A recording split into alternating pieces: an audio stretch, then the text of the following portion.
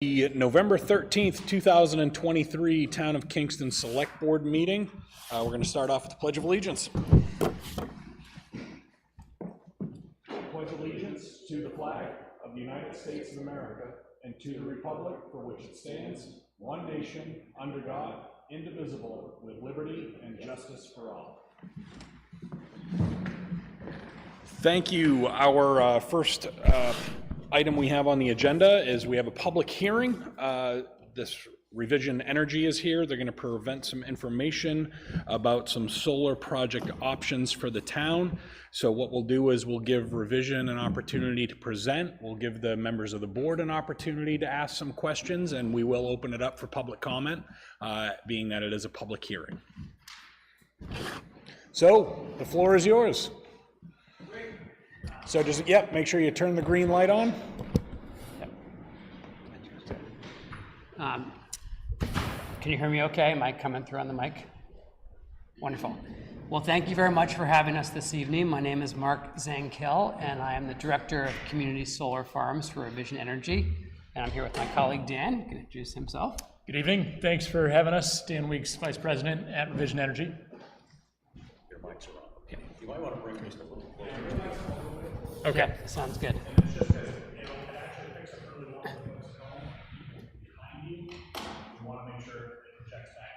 Yeah, absolutely. Thanks. Great. Well, thank you again for having us here tonight to talk with you. We're excited to talk about solar opportunities for the capped Kingston landfill. We're going to tag team on the presentation tonight and also look forward to hearing your questions and having some conversation after we get through our remarks. I'm going to start just by telling you briefly about Revision Energy. A number of you are already familiar with our company. We've done quite a few projects here in town, but for those who aren't, I just want to give you a brief overview.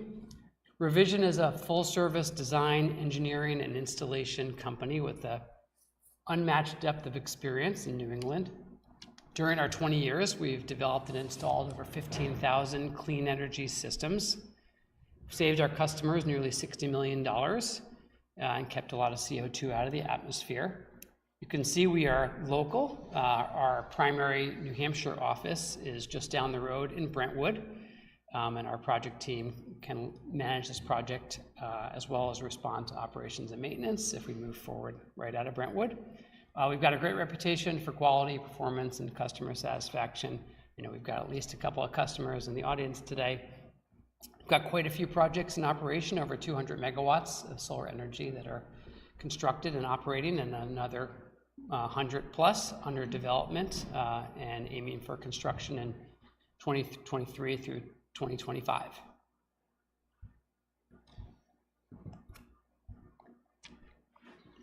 We're proud to be a partner of choice for communities across our service area. We've worked with more than 150 municipalities on clean energy projects. And today we're talking about your capped landfill. So I wanted to mention that we've worked on a host of landfill and brownfield projects since 2014, which includes 5 landfills that we are currently working on redeveloping in New Hampshire with the towns of Exeter, Jaffrey, Hooksett, and Bedford. We have 9 completed landfill projects in Maine, so quite a bit of experience there. A couple other neat things about Revision. We are 100% employee owned and have been since 2017. And we have, this says 400 plus employee owners, but actually as of last week, we are 460 plus employee co-owners spanning our 3 states, with more than 100 of those employee co-owners based here in New Hampshire. Here's just a handful of examples of clean energy projects that we have done with municipalities across New Hampshire. You can see they range from rooftop to small and large scale ground mount arrays. And right here in Kingston, we are developing what will be the state's largest to date community solar array.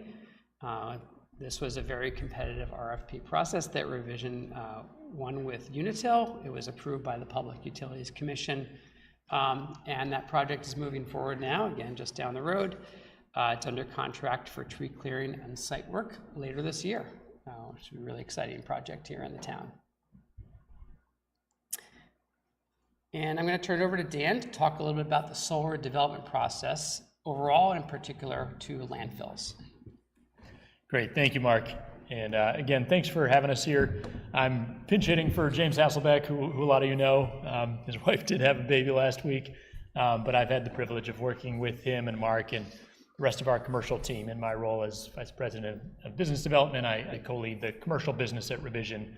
We have commercial and residential as our primary business units. And a large and increasingly significant part of our commercial business is working with municipalities on projects just like this, community solar farms, especially on landfills, which for obvious reasons are good candidates for solar because there's not a lot else you can do with them.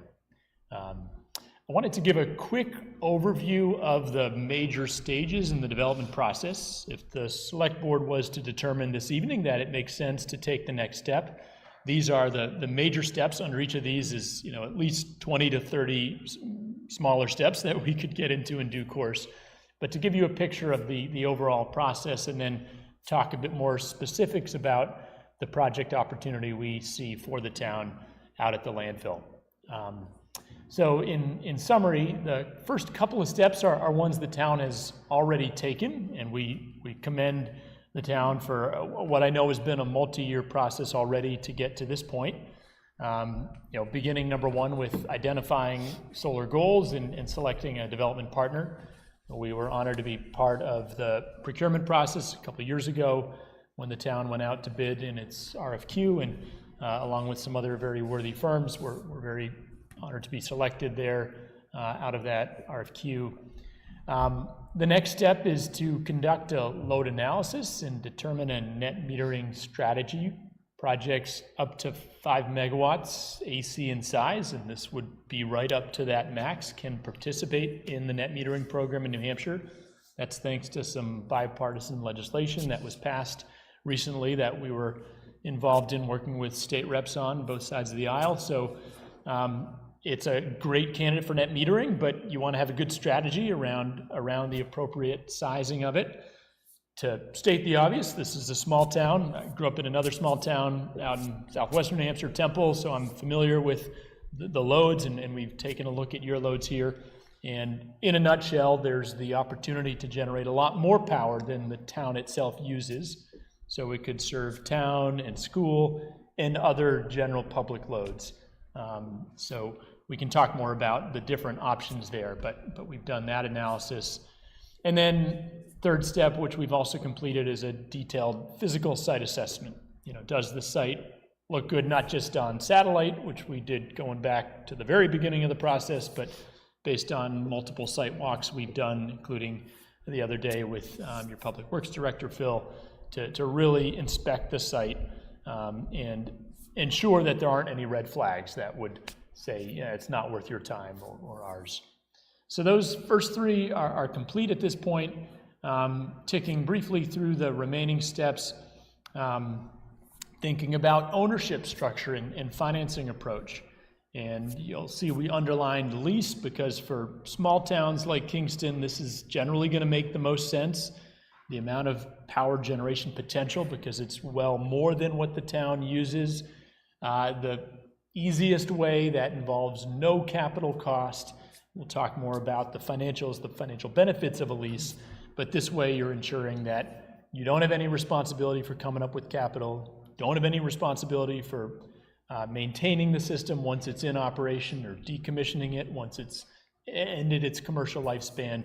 You're simply taking annual lease payments and pilot payments. So we can talk more about that, but that's an important next step that we think it's worth getting into here. On down the list, utility interconnection study procedures. This is a really important part of the process, which I'll detail a little bit more in a couple slides, but one of the reasons that we're proposing this evening as the next step to go to an option agreement is that would allow us to spend the considerable sum, tens of thousands of dollars, that are required to go through the comprehensive utility interconnection studies. Next there is to finalize the actual system design and engineering. And that would come back to the town of Kingston for review and approval. Every project, like the big project for Unitil here in town, has to go through comprehensive review at the planning board and other local bodies, as well as state permitting and review. So we would be coming back at multiple stages in the process. I hope you won't get too sick of us. And then finally, once we've completed the system design, we go through the full permitting process, which I already spoke to. On landfills like this, there's a lot of requirements that New Hampshire DES, the Department of Environmental Services, requires for good reason, and it's something we're accustomed to navigating, so we would be going through both the state and local process to get all those permits in hand. And then finally, big step there, number 8, is to actually procure the equipment, construct it, and commission it, place it in service to start generating revenue, energy savings, and payments to the town through a lease and pilot agreement. So to get a little bit more specific, you're all familiar with the site here down on Route 125. This is a large area, larger than a lot of town landfills. To be honest, we talked to a lot of towns, another one nearby, Chester, which have had us out to look at their landfills. Rarely is a site as good for solar as this one. Chester, for instance, is a lot smaller, and it's got a pretty significant dome, and you can't build on a landfill at a greater than 10-degree slope because you're going to have some erosion issues. This, by virtue of the size of it, north of 25 acres, and the relative flatness of it, is pretty darn ideal for solar.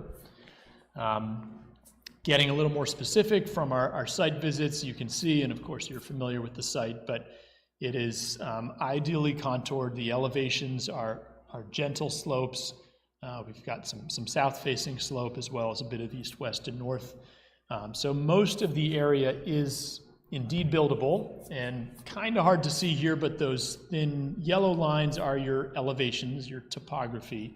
So obviously we've got around the perimeter, you've got some steeper slopes, which we're generally going to avoid, where the lines are really tight together. Those are going to be, in some cases, north of 10 degrees, so we'll stay off of them to ensure no issues with the healthy maintenance of the cap and flow of water during precipitation.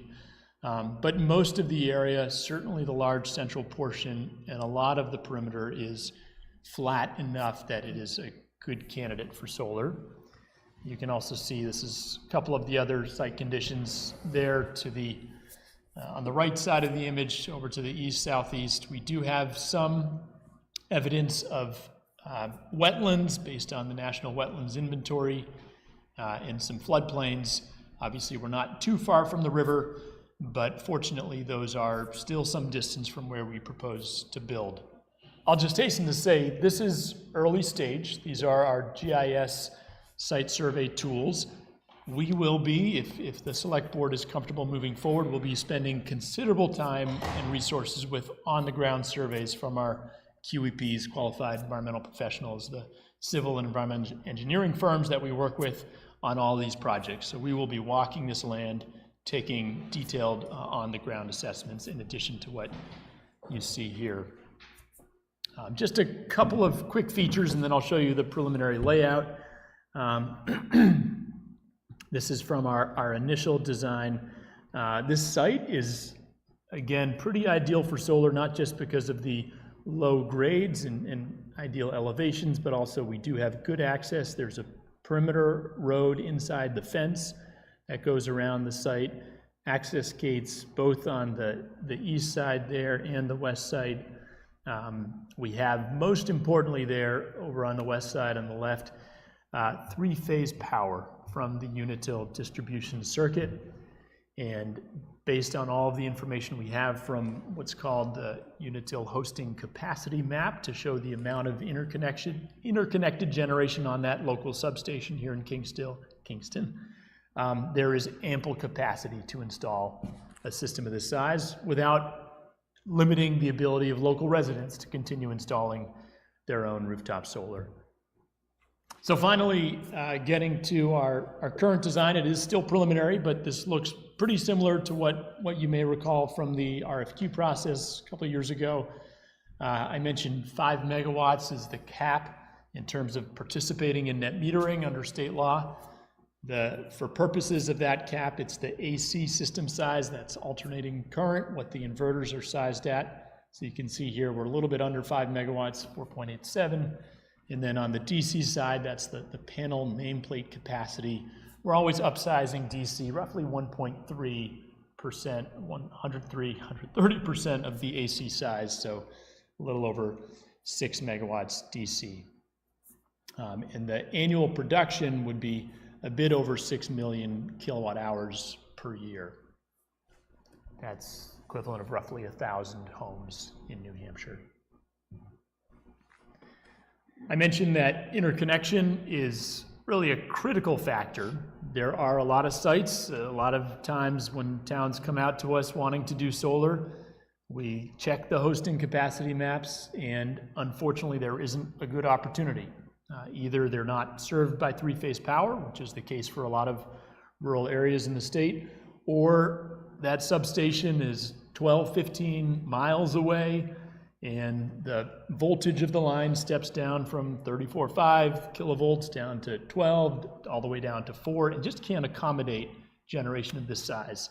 This is a really ideal case because we're relatively near the Kingston substation that Unitil operates, and their hosting capacity as of today is estimated at 9.6 megawatts as compared to the 4.8 megawatts AC that we're proposing. So looking at less than half of or about half of the currently estimated available capacity. And again, that system that we're proposing is equivalent to about 1,000 homes, so you could roughly estimate that another many hundreds or 1,000 plus homes would be able to interconnect on the same circuit. Again, this is preliminary information, so part of what we're suggesting to the town is to enable the very rigorous impact studies that the utility requires at a fairly substantial cost. We'd love to move to an option agreement. And just a couple other notes before I hand it back to Mark to talk about the financials.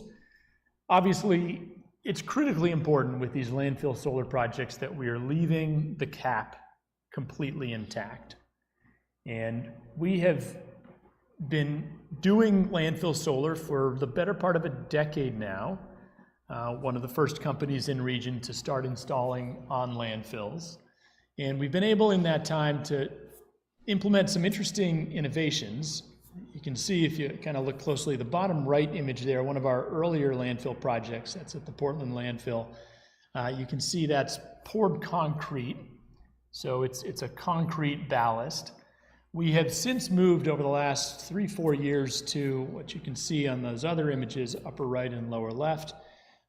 It's a geoballast, a fancy word for rock-filled basket. It's a gabion basket with local quarry rocks, so we can source it. It's a little more sustainable. It meets the load requirements, so we've got enough weight to hold down the panels and avoid any uplift in hurricane events. But it's also more sustainable, more cost efficient, more labor efficient. And we avoid needing, as you can kind of see in that smaller image on the right side, actually driving a crane on site. We've got the crane mat, we've got the lay down timber as you can see, but this is an ideal solution. It's one of a handful of innovations that we've been implementing. You also see in the upper left image there, our conduit is all running above grade. Nothing is going below grade. We're not going to disturb that soil at all. This is important. The permitting through our state agencies has gotten a lot more stringent, as it should. So we are abiding by the latest requirements from the Department of Environmental Services, and that includes no penetrations. You can also see in this image on the left side, in terms of accessing the site, and there's the active construction phase. We use tracked vehicles, so we're distributing that weight evenly. We're not putting undue pressure. Every aspect of both the installation and the final system conditions are going to be reviewed and approved by DES and other permitting authorities. But when it comes to accessing areas of the array, crossing a conduit run, as you can see there, we're constructing bridges, etc. Quick question. Yes, ma'am. Maybe a really stupid one. You get rid of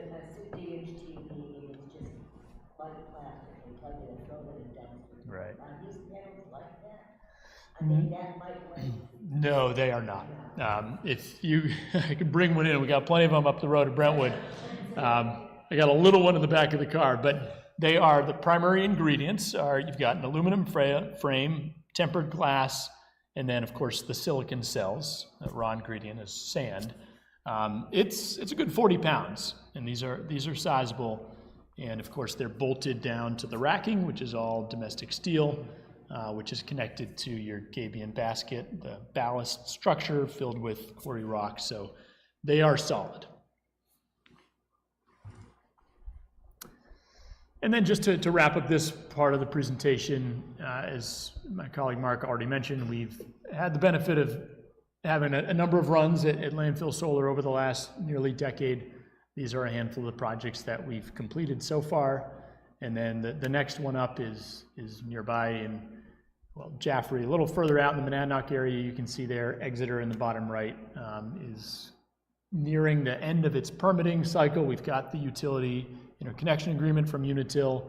Everything's been submitted to DES. We expect to get those permits back from their solid waste division and their alteration of terrain department in the next matter of weeks, and we'll be commencing construction in the new year. That'll obviously be an opportunity if any of the select board members or members of the public want to see project in active construction. Happy to arrange site visits there with our Brentwood-based project manager. And if you want to get your hands dirty sooner, happy to arrange a site visit up in South Portland or one of our other completed projects, which have been now in operation for a number of years. Coming to the end here of this section, to give you just a glimpse, this sort of speaks to the last bullets on that initial slide of the development cycle, but these are the major steps in the development and construction timeline. Months there on the bottom. So total duration, we are looking at approximately 30 months, so more than 2 years to complete the project. To be very honest, if I was sitting here a year or 2 years ago, it would have been less, but we have seen supply chain challenges, we have seen utility study timelines all push out, so we want to be realistic, and we are looking at a multi-year process. Some of the particularly long items there, the third from the top, are the utility interconnection application and study. Those historically were just about 4 months. Those are now running better part of a year. That is why we would love to begin that process and start writing some big checks to Unitil to commence the study with an option agreement from the town. Happy to answer any questions on any of that. The last slide of mine just here is, although we don't think it will make sense for the town to own and operate the system, given the size, you're naturally going to want to make sure that it is being properly operated and maintained for the life of the system.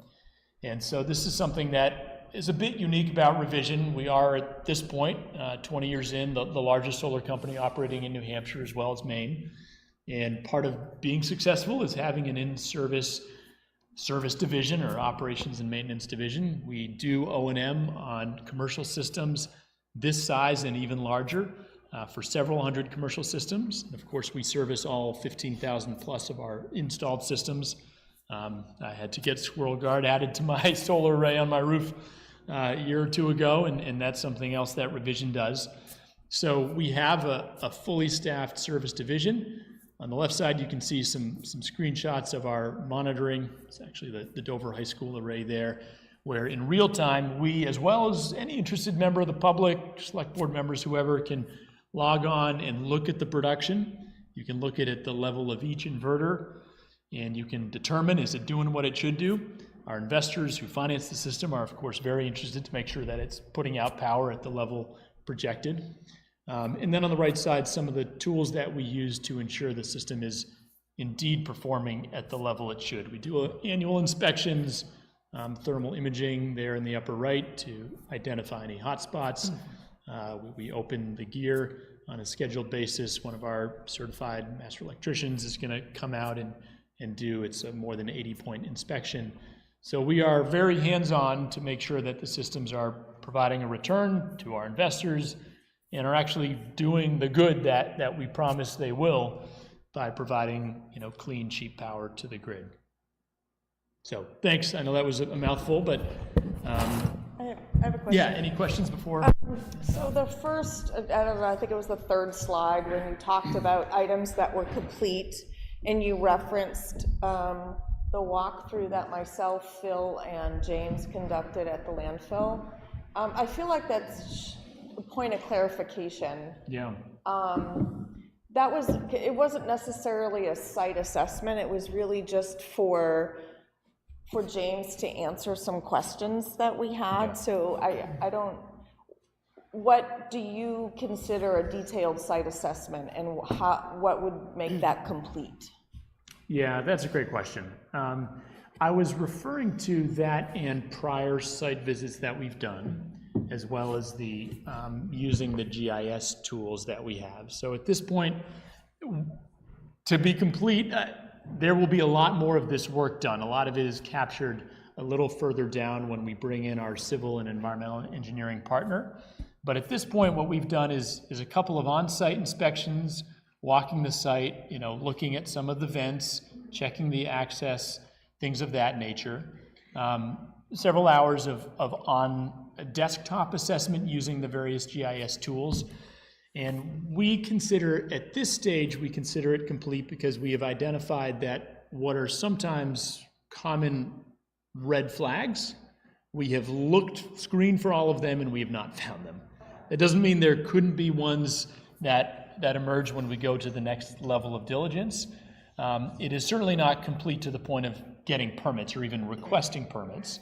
But at this stage, to make sure there aren't any big flags that would suggest that it's not worth the select board's time. Okay, great, thank you. Thank you. Thanks, Lori, for that question. So I'm going to just talk you through the land lease process and what the financial benefits could be to the town. And feel free to stop me along the way as well, but we'll certainly talk about any of your questions when we get through it. So this is essentially how a solar land lease process works. The first step, as Dan has alluded to a couple of times, is for a solar developer and a community to sign an option agreement. In this case, with a landfill, we would propose a 4-year option.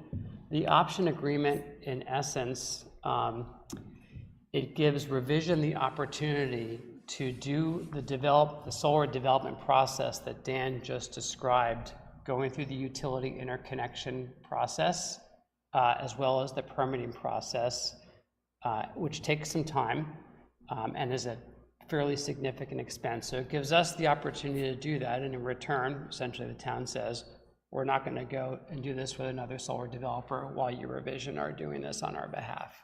That's essentially how the option, the purpose of the option. It also gives you a sample of what the actual land lease looks like. And then we say, if during the option period, we're finding that the site looks as good as we think it looks today, but once we've gone through the interconnection process and the permitting, and we come out of that and say, yes, all still looks green, go, then we would work with the town on a lease agreement. So option agreement is step one. That allows us to start the interconnection process, most importantly. We pay a modest option payment to the town each year. I'll talk through the specifics of that in a minute. We do the project development and permitting and financing during that option period. It might not take 4 years. I'd love to say it would take 2 years, and it might. But it is nice to have a longer period in the event of typically delays that are beyond our control, like the utilities having a slower system impact study, or in the case of the state, slower permitting. So 4-year option agreement is advantageous, I think, for both Revision and for the municipality. Mark, I assume that if the town went forward with a 4-year option, as you're suggesting, that if for some reason there's a snag and something takes longer, that there's a clause in there that allows both parties to agree on an extension. Yeah, if absolutely. needed. Yeah. So upon mutual agreement, we certainly could extend it. Okay, thanks. Yeah. And so, again, let's say all looks good. Then with town meeting approval and upon completion of the project development, the revision, and the town would execute a land lease agreement that allows us to construct the project and turn it on. We say energize, that's our nice way of turning it on. And the town then receives the annual lease payments and the pilot payment in lieu of taxes for the period of the lease. So I'll talk you through a couple of those details and give you some examples here. Mark, are you going to be getting into detail on the payment in lieu of taxes item, or is that something that's an unknown at this point? I'll essentially talk you through what we currently envision Okay. for both the lease and the payment in lieu of taxes, yeah. Okay, thanks. So we've modeled a lease rate here, looking at the size of the usable land and the potential array of at least $33,000 a year, and potentially more than $50,000 a year. And this is at the lower end of the range, and then I'll show you one that's at the higher, but not the highest end of the range. The biggest unknown that drives this range is the eventual utility interconnection costs, which can range from the low hundreds of thousands of dollars to north of $1 million, and we don't know that until we go through the utility interconnection application process and their system impact study. And as Dan said, the preliminary indications look really promising here for the hosting capacity. And I would just say as a little aside that many communities would be very envious, I said this to the solar committee as well, of the situation you're in, because when you look at the hosting capacity of capped landfills in most of the communities that we look at, they do not look quite this promising or anywhere close to it. So this is the financial summary at the low end of the range. So I would think of this as like a worst case scenario, and it would reflect if we had significant utility upgrade or permit compliance costs. So let me just show you a couple of highlights here. You can see the term of the option is 4 years. We've proposed essentially $1,000 a year option payment, which is, I would say, somewhat customary for when we do these kinds of municipal partnership projects.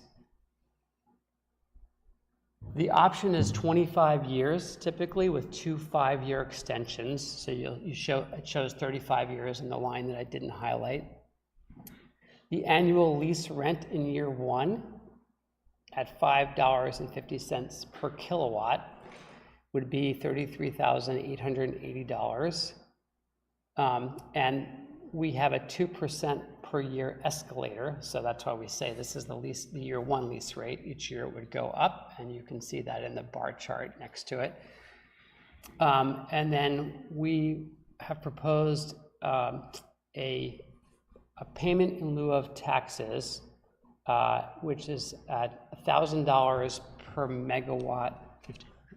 $1,500 per megawatt DC of the array. This is sort of a customary approach, which would translate into $9,240 per year of a tax payment. So those are that's the nuts and bolts. And your bottom line is, if you look at the net revenue over 35 years of a system, I would say kind of the worst case scenario that we can see today, the town would net more than $2 million in revenue through lease payments and the payments in lieu of taxes. Let me show you one other scenario. So this is a second scenario. The key difference is in this scenario, we're modeling $9.50 per kilowatt as the lease rent. And we don't see that necessarily as a ceiling, but we wanted to show you examples at both a lower rate and a higher rate today to make it feel more real. And so at $9.50 per kilowatt of energy at the system size, again, plus $1,500 per megawatt of a payment in lieu of taxes. Same option period and option revenue. Now you're looking at an annual lease rent in year one of $55,440. Same payment in lieu of tax of $9,240. And your net revenue at 35 years is a little north of $3 million in that scenario. And I guess I would say, you know, we can't tell you today exactly where it would land. That's what the development process is for. But revision, and what I've come to know about revision is we try to be fairly conservative in what we put in front of clients. And so we wouldn't put this in front of you if we didn't feel confident that this was a potentially realistic scenario. So I'm going to end with just a couple of a few suggested next steps, and then we'll open up to your questions.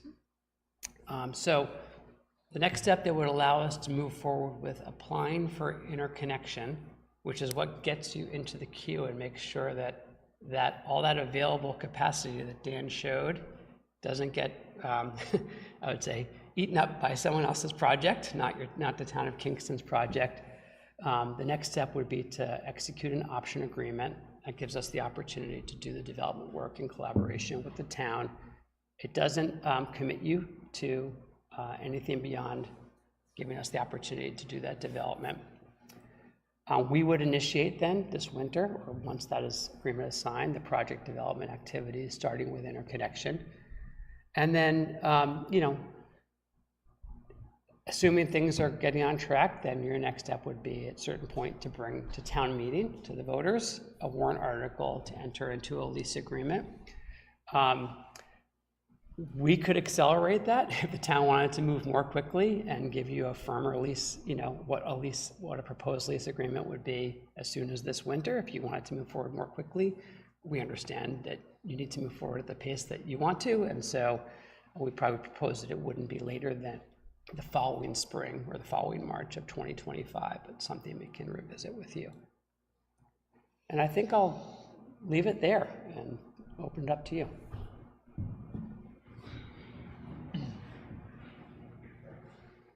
I have a question on the option agreement. So say the town enters into an option agreement and then site looks good, those, what is there anything that binds the town if we can't come to an agreement on terms of the lease? That's a great question. The short answer is no. So typically our option agreements are paired with a lease agreement. The assumption is that the lease will follow the option.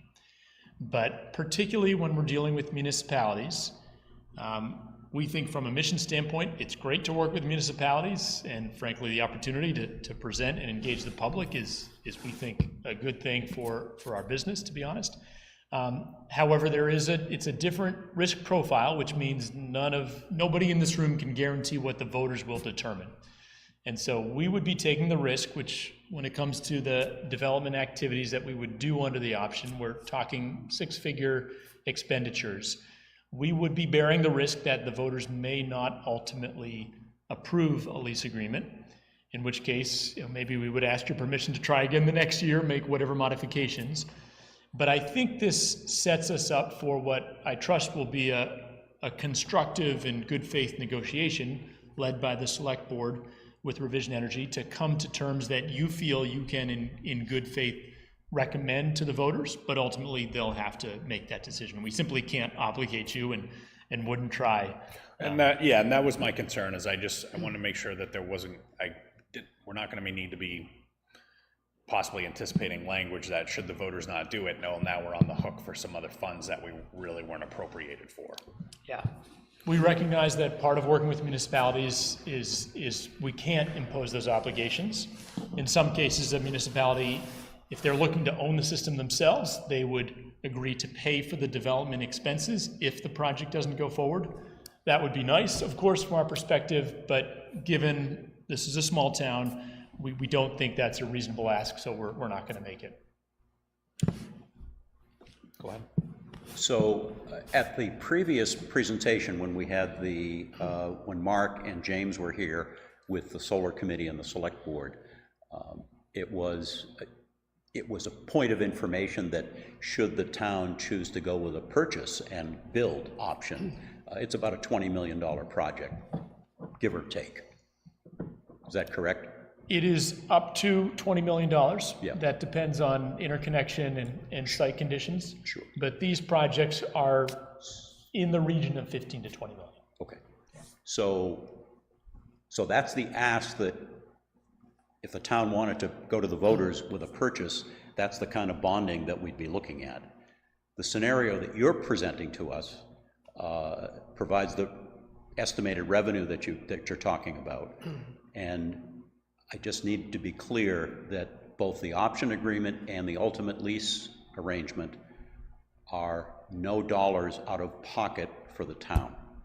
Is that correct? That is correct, yeah. I mean, the only cost that you would have if you chose is if you wanted the town council to review, as many towns do, And we I would actually modeled that certainly in expect when that I we would showed do you that, the projections. We model in this, a modest amount that a community might invest to have their town council review the option agreement, ultimately the lease Of course. agreement.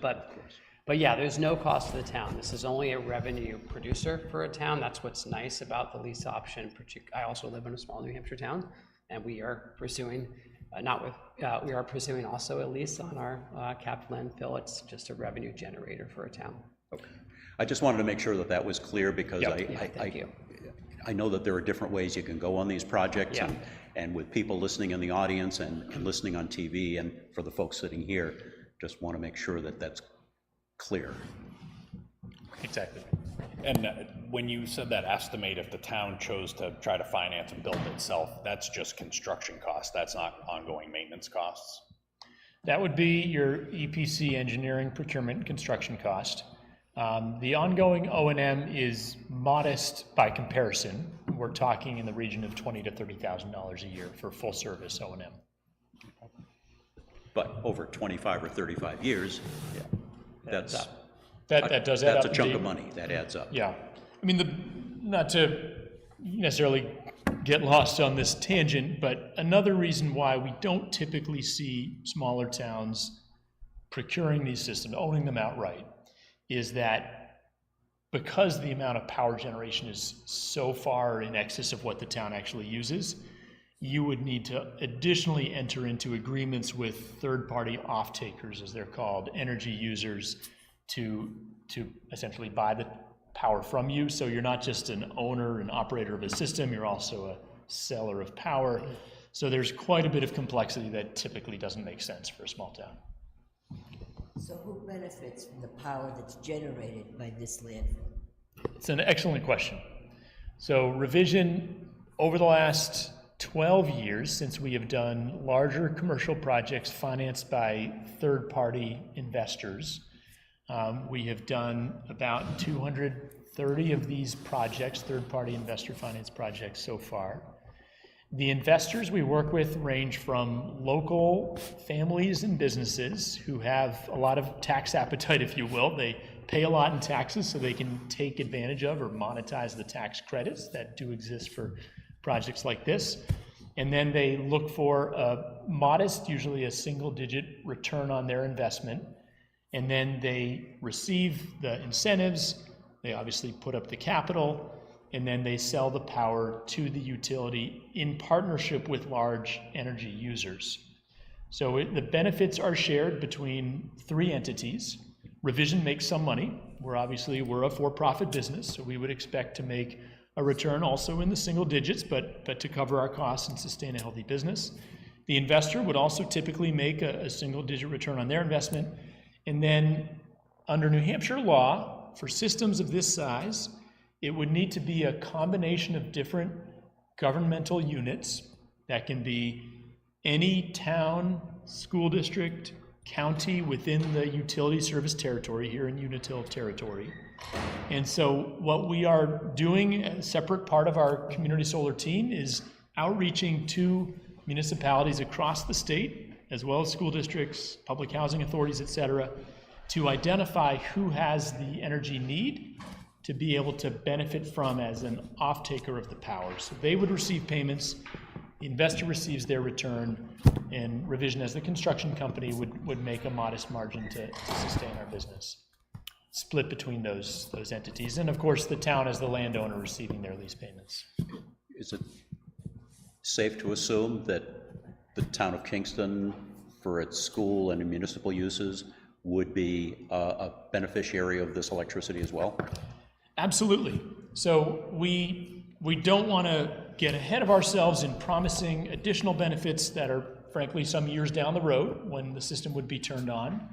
But if the town was interested and or the school district, we would love to have a separate conversation about subscribing your load to be an energy user.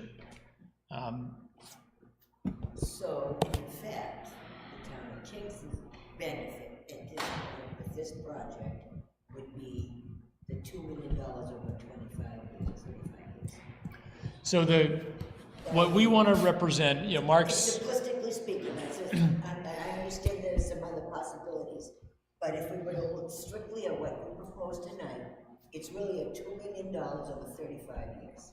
It would be $2 to $3 million with the potential to go a little bit north of that, but we wanted to show you conservative bookend scenarios. So that's why I went with 2 million instead of 3. Appreciate that. We could say at least 2 million. At least 2 million. And then I think the other option is, if it moves forward, to talk to you about whether you want the town and the school's load to be assigned to it. I raise it because I was on the board a couple years ago when we looked at it with the school. Yeah. And this was the original site that we had looked at. It's what we had hoped it would be because it was available land. And a lot of the project that was kind of went south. It went south for a couple of reasons. One being that the school district was looking to put in LED lights, and they had 80% of the electricity consumed in this town, certainly in Kingston. And so that put us at a disadvantage, if you will, with the school going in another direction. Again, if you save money on the other end, I get that. But it really put the kibosh on this system here. And the only advantage to the town was a reduction in our carbon footprint, which in and of itself is not a bad thing. I'm not saying that it is by any stretch of the imagination. We're going to be doing that kind of stuff going forward no matter what.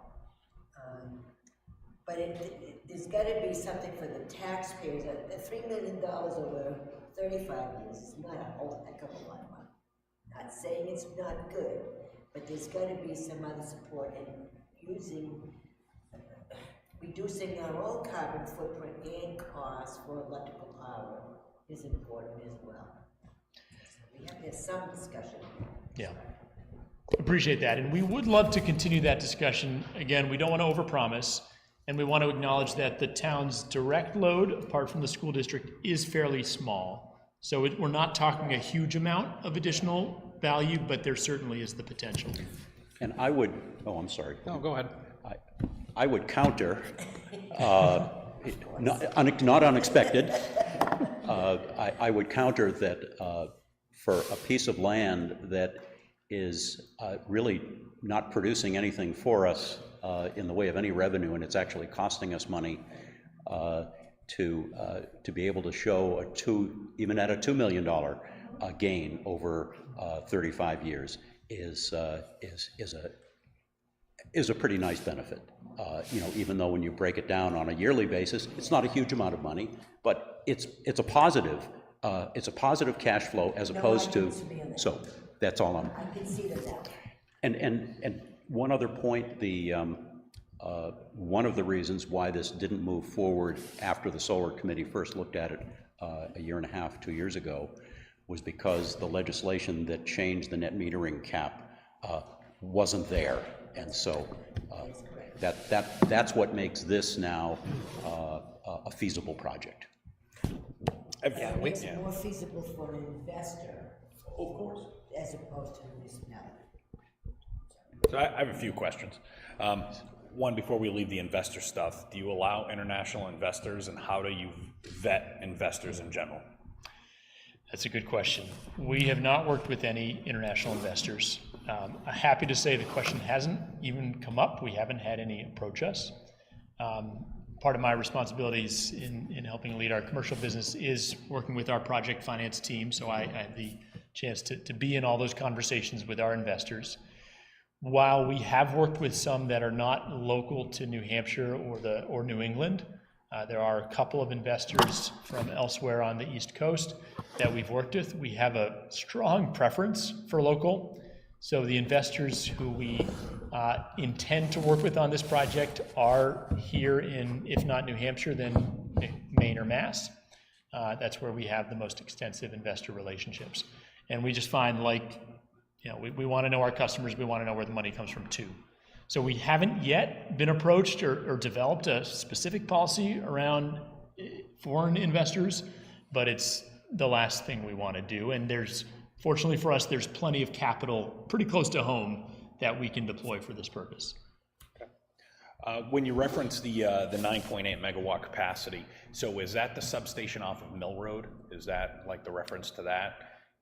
It's the East Kingston substation. East Kingston substation, okay, because I was just curious with the 5 megawatt solar Right. array going on Mill Road, does that count against these calculations for It the doesn't, 9.8? because that is on the, that's on the Kingston substation, which is a separate substation. Now, thanks, that's a good question.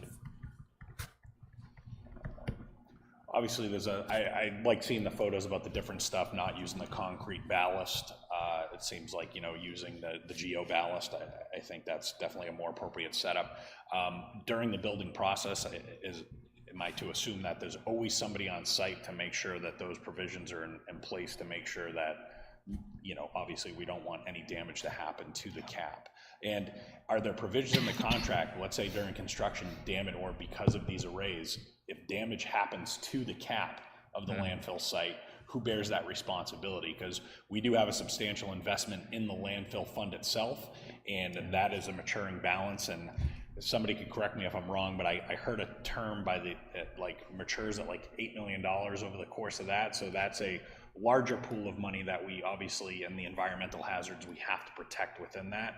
And we don't want to create a situation where we puncture or, you know, essentially permeate that substructure that causes us to make it ineffective.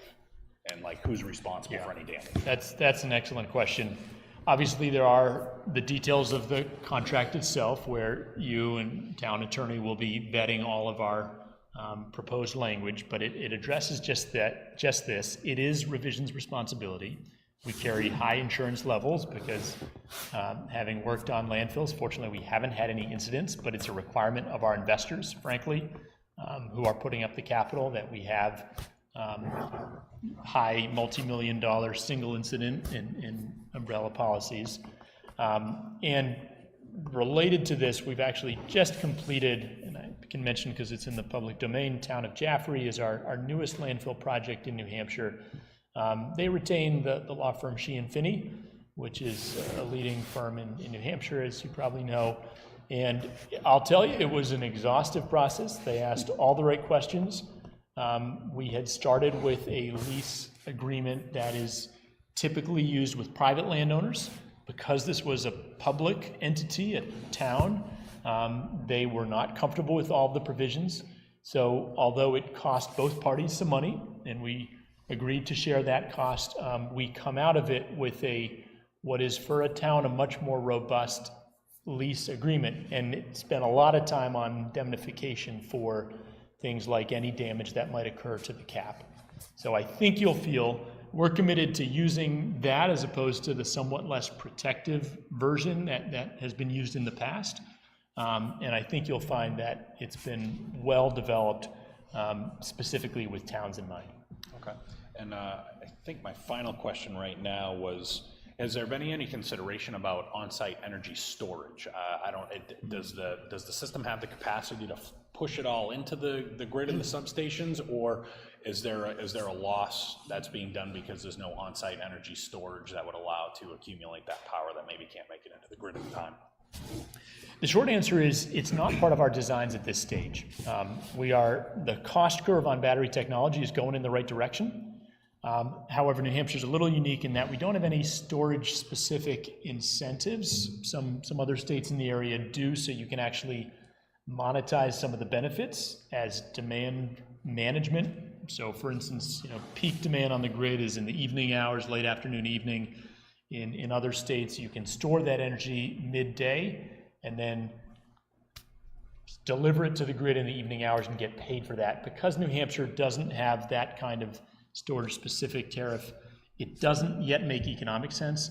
But it could be the case that in a couple years' time, there is a proceeding at the Public Utilities Commission that would move us in that direction, that it will make economic sense.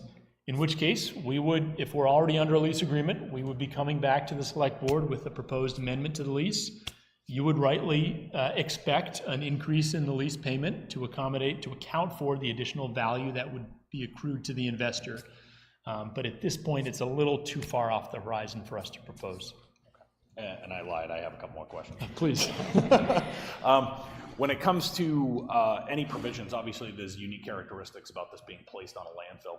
And when we look at our other town resources, obviously, you know, it's a pretty stable site, and my time on the planning board, you know, asking a bunch of questions for the Mill Road site, but is there gonna be specialized equipment that the fire department's gonna need at this point to mitigate any hazards that are out there? Is the fire department gonna come to me and say, hey, I know over 35 years we're gonna get this $3 million or whatever it is, but next year I need a $2 million rubber tracked tanker that is designed to drive out there to put out a fire so I don't damage the landfill? Another great question. This is one where I wish my buddy James was here, because he spends a lot of time with the state fire marshal and local fire departments answering all these questions.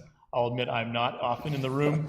I think I can honestly say the answer is no, because we, in addition to abiding by all the state DES requirements, everything is regulated under the NEC, the National Electric Code. And so part of our design, when we put forward our single line diagram and our full engineering, which is stamped by our in-house professional engineer, we have the mandatory disconnects, the rapid shutdown at the entry point, which has to be accessible to protective services. We also have the ability to shut down the individual inverters. So there's a lot of controls built in, and we have, knock on wood, we haven't experienced any of these events. They would be next to, in the event they did occur, it would almost certainly be at that central inverter point, as opposed to on the lower voltage circuits, the strings that connect the individual panels. So there's a lot of protection built in. We haven't seen, as we've gone through permitting on any other landfill or other ground mount, any unique requirements of fire departments. But we're always watching for what the latest codes are, and we're often in that process of vetting and providing industry input. You're gonna still check with James. Sure thing. Don't hesitate. Well, yeah, okay. He'll So be glad to give you a more informed answer. now my last one for right now is, are there any, where was I going with it?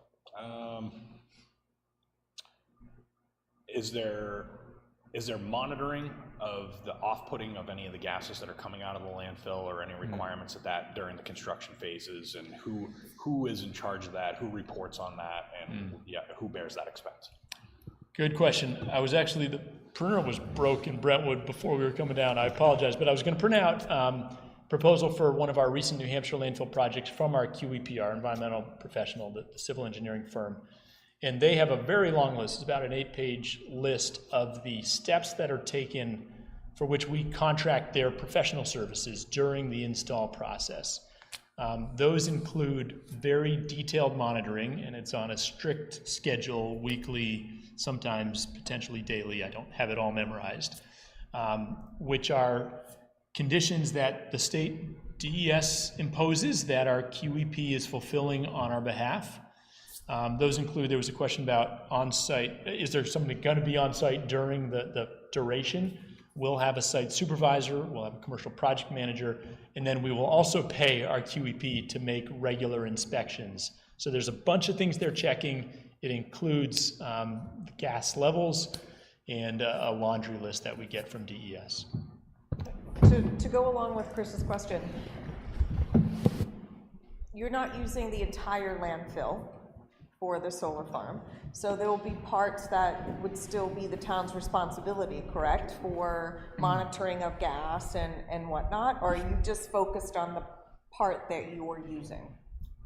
So this also gets into the fine print, if you will, of what the exact lease area will be and what the sharing of responsibilities in that lease agreement will be. Obviously, we're proposing an option agreement, which is a much simpler agreement. The lease is pretty robust, and you'll have a lot of questions. Typically, that is a town responsibility, although we are responsible for not doing any damage within the solar lease area, which is most, and in some cases, it just makes more sense to the town to have us lease the entire area. So anything within the fence line, if we're doing damage, it's obviously on us. But there is ongoing monitoring, which is obviously a state solid waste division requirement. So that typically wouldn't change. One thing you'll see on our designs is we have a minimum 10-foot setback from each of those vents. So each of them is accessible via pickup if you do need to come out and do any service, and the inspections of them are generally unchanged after solar.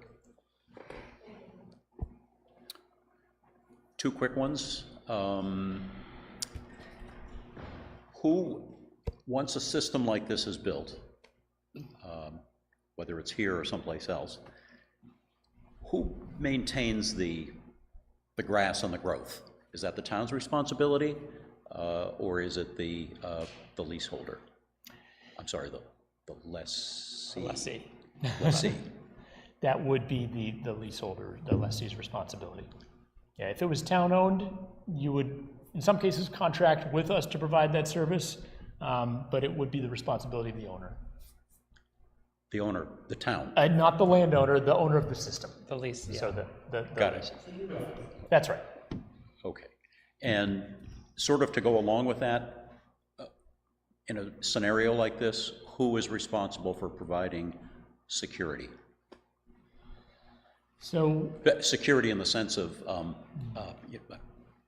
unwanted break-in, yeah. So forth and so on. Possums. Awesome. Yeah. Beavers. So we try to stay friendly with wildlife. There's a lot of fencing specifications to actually allow for the site to continue to be, we want to do as little disruption as possible. So for instance, we're typically raising our fence about 6 inches above grade so that small animals can pass underneath easily. We typically use wildlife fencing, which also allows for slightly larger mammals to continue to inhabit the area as they do today. In terms of security, though, for human access, back to the National Electric Code, NEC, we do have to provide fencing at 6 feet for systems a bit smaller. This one would be a 7-foot height, according to NEC. It'll have a locked gate, and that is deemed sufficient to meet the requirement, and there's obviously full labeling and everything else. All of the components are also labeled for safety. Fortunately, in love small town New Hampshire, we have not on any of our sites had to take particularly extensive camera systems or things like that, but it would ultimately be the investor's decision, with the town needing to approve on whatever measures we're putting in place. But to this point, meeting the NEC requirements with the 6 or 7 foot fence and then being wildlife friendly has been sufficient. Any further questions from the board members before we open it up for the public? Okay, we're gonna open it up for public comment. I would just ask that anyone that wishes to speak, you're gonna have to raise your hand. You will have to come forward. You need to use one of the microphones. You need to state your name, your address, and just make sure the light is green on the microphone. This is a fairly substantial project for the town. I really don't want to put, at this time, I really don't want to put any restrictions on time unless we really start getting off tangent. And I may have to reel some stuff in, but I want some people to come up and express any comments they maybe have about the potential project or any questions that they have. I would just ask that you direct the questions to the board, and then we'll give an opportunity for the folks at Revision to answer any stuff. I don't want it to turn into any type of back and forth, either dispute, argument, or Q&A just at the back table there. So anyone that would like to come up, please raise your hand. Please come up. I'm just interested in whether, Got to state your name and your address first. right, Elsa Volker, 42 Rockrimmon Road, Kingston. Who's responsible, I mean, I won't be around, but in 35 years, who's responsible for deconstructing when the solar panels are no longer functioning well enough to keep them going? Go ahead, if you'd like to Great. respond. Sure. Thanks for that question. It is the system owner's responsibility to decommission the system at the end of the lease period. So assuming you go forward 35 years from now, the town and the system owner have a conversation to decide, is the system at a point where it's ready to be decommissioned? We know from research and seeing solar panels, they last an incredibly long time. They lose about 0.5% of production a year. So we expect that even after 40 years, they're going to be producing 80% of the amount of power they produced on day one. So it could be that at 35 years that the town and the system owner decide to extend the lease or to renew a new lease. But to your real question, it's the system owner's responsibility to decommission the system, and all of those requirements are laid out in the lease that the town would sign with Revision or the system owner. Thank you. Would anyone else, questions, comments? This is the time. Please come forward.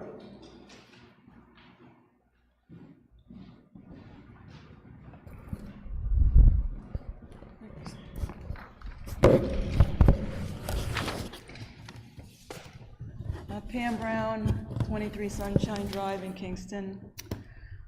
So I attended the presentation on the 26th as well as the one tonight, and as I understand it, there are 3 partners. Revision does construction, the investors finance to $20 million, and Kingston provides the land that it leases to the investors.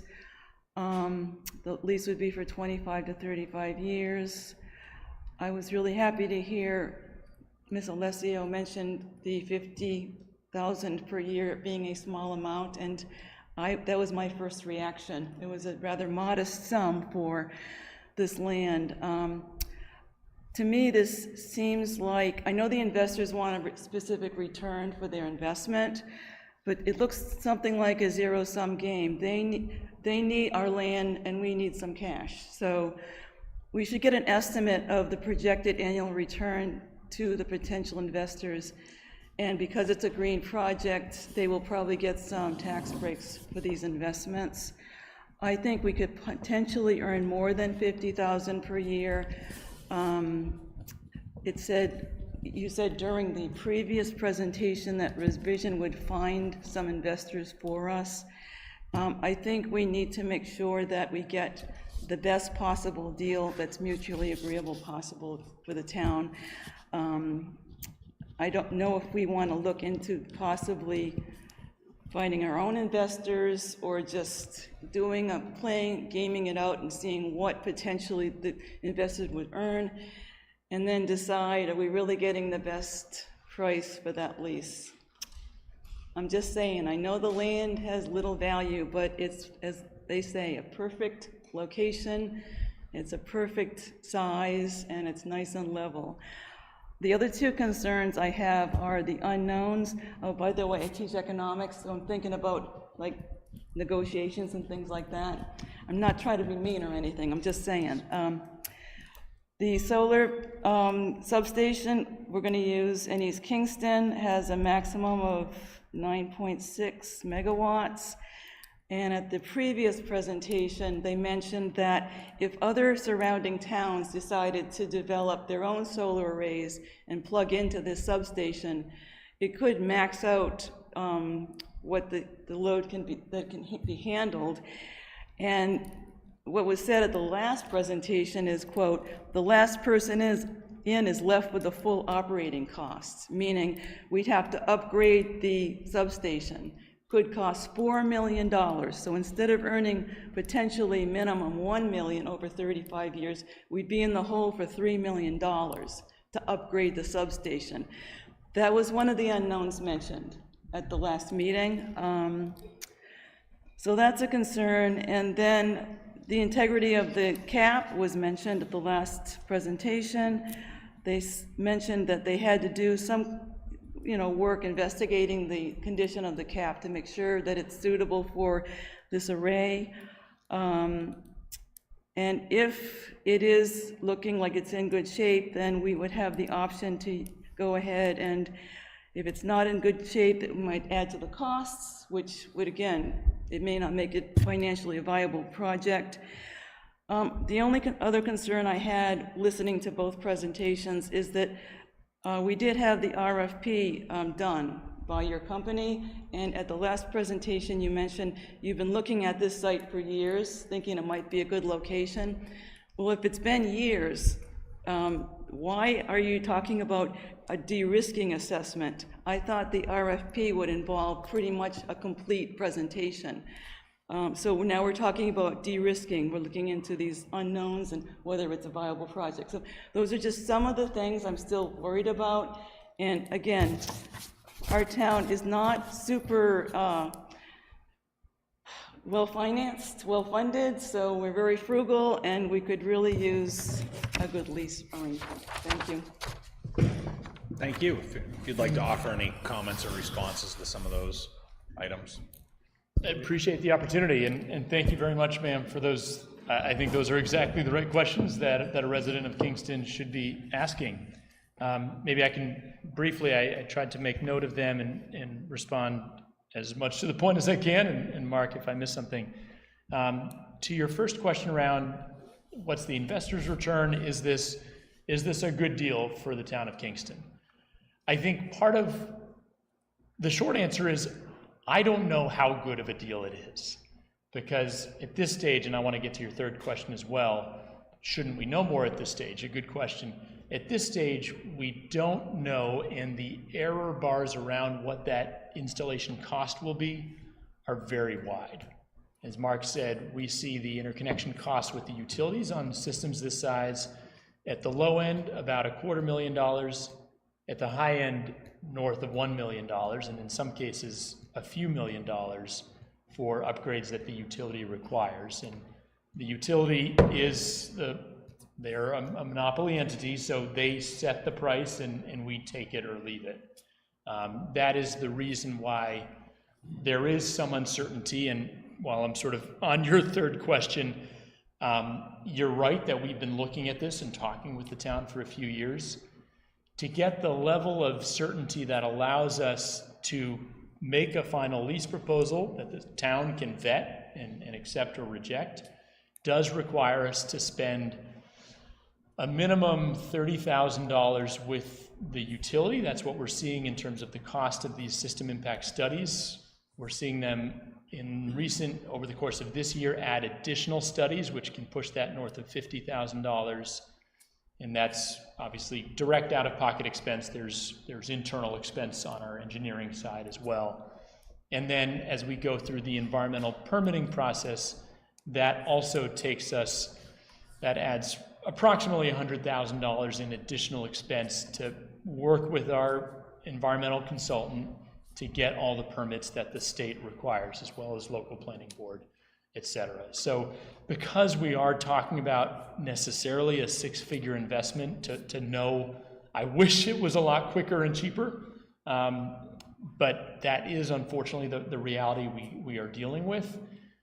We can't know for certain, and therefore you can't know for certain, is this the best deal available? The reason that I think, in trying to think like a good citizen here, the reason I think it makes sense for the town to take the step of an option, so Revision can start making that investment, but not commit to a lease, which will have to go through town meeting presumably anyway, is that we're going to have to come back and sell you again. We're going to have to say, based on what we have back from the utility, what the permits say in terms of any site conditions that may need to be adjusted, retention ponds, other erosion controls, this project can support a lease rate of X as opposed to the previous proposal. The other factor, which we haven't talked about, and I'll just mention it, if you'd like I can elaborate, but the value of the energy is the single biggest input in the financial model that our investor will determine when they make an offer to us. Right now, as folks may know, it's pegged to your default service rate in New Hampshire. Other states have gone through a different process where they have energy economic firm do a modeling of what the costs and benefits are to the grid, and they come up with a separate rate for net metering. New Hampshire actually went through that modeling process, and the Department of Energy released a detailed report last year, which they updated in the spring. If they follow the recommendations of that report, and there's a tariff proceeding that is underway, it's docket 22060 at the PUC, if you want to look it up, we'll know next year what the future rate of net metering is. If they follow that study, that would push the price of energy quite a bit higher than it is today, more in line with neighboring states. And the price of the energy, the price of net metering, or the energy that's delivered to the grid. And that would give the investor a much stronger return than they would receive under net metering today, which would mean the town should demand from them a higher lease rate. We don't know what the outcome will be. We don't want to promise, again, anything we can't necessarily deliver, so we're modeling based on current net metering value, but there is a chance by the time we're negotiating a final deal that we have a higher rate of energy under net metering, and the town can and should command a higher lease rate. In other states, and you may think of this as a reference point, yes, the lease would absolutely be higher than what we're able to put on the table today, and that's driven almost exclusively by the fact that they've gone through a separate process of valuing solar energy based on these so-called value of solar studies, and that provides more cash flow for the investor. I hope I answered your questions. I'm just going to offer one other thing, just on the potential costs for interconnection upgrades or fixes or improvements to the cap, if those were to come out. Those are not costs to the town or liabilities to the town. Those are costs, if the project moved forward, that would be borne by the project owner or investor. So the revenues that we showed to the town wouldn't be, the ultimate lease rate would be informed by those costs, but they're not expenses to the town or liabilities to the town. That's something that the project would bear. And to be very honest, and we can't foresee this in the data we have, but if Unitil came back at the end of our study and said, actually, we need to swap out the transformers at the substation, it's going to cost $4 million, we would say, we apologize for taking your time. The project is uneconomic. You know, we've paid you some option payments, but that's essentially the end of the project. But there is no circumstance under which the town would have to bear that cost. No. No, and I agree on your comments that you made, that yes, there is a potential for the town to make a lot more money, but that only comes with substantial investment and risk. And I just, from what I've seen in my short time on the select board and just where the town is financially and what the citizens have an appetite for, I don't think the town's in a position to have an appetite for bonding up to $20 million and then ongoing costs. And then that's going to involve more committees and subcommittees and employees to manage these types of things. And when we can't even get a full roster of the volunteer boards that we currently have, I can't see creating new items that we can't fill and get people to step up and volunteer for. So if we were going to look at something, my personal thing would be looking at the potential for the lease items, and not saying I'm sold on it, but if, from what I've seen from the town, I think this would be the most palatable one that the town would have an interest in. But you're right, the county has a great project going on over theirs, but they had some funding opportunities that came up, and but it's going to save the county probably, they're going to offset $600,000 in energy costs a year over at the county complex. But they had funding opportunities that allowed them to essentially pay for the whole system over there. Yeah. By the way, thanks for being a teacher. If your students want to grill any of us, by all means, going into schools is something that we're passionate about. Frankly, we need to recruit more of them into our workforce. That's our biggest challenge, is hiring good workers. So feel free to reach out. Any more public comment? Anyone? Please come forward. Ryan Magnus, 159 Main Street. How much does the town pay per year to keep up the landfill? So what is the cost that you guys are incurring yearly? Public Works Director happens to be here. That'd be a great question.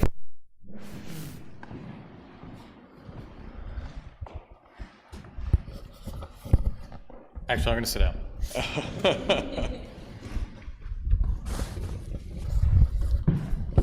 I planned on addressing this because Mr. Koppelman's comment that it's costing us money. I would say it's drawing from its retirement. The landfill, I happen to be perusing the 1999 town report, and the landfill that year contributed $1,600,000 to the town. Currently, the landfill infrastructure fund that funds any activities at the landfill is at $2 million. In between that time, it has also paid for the library, the public works garage, half of the fire station, and a lot of equipment to maintain the landfill.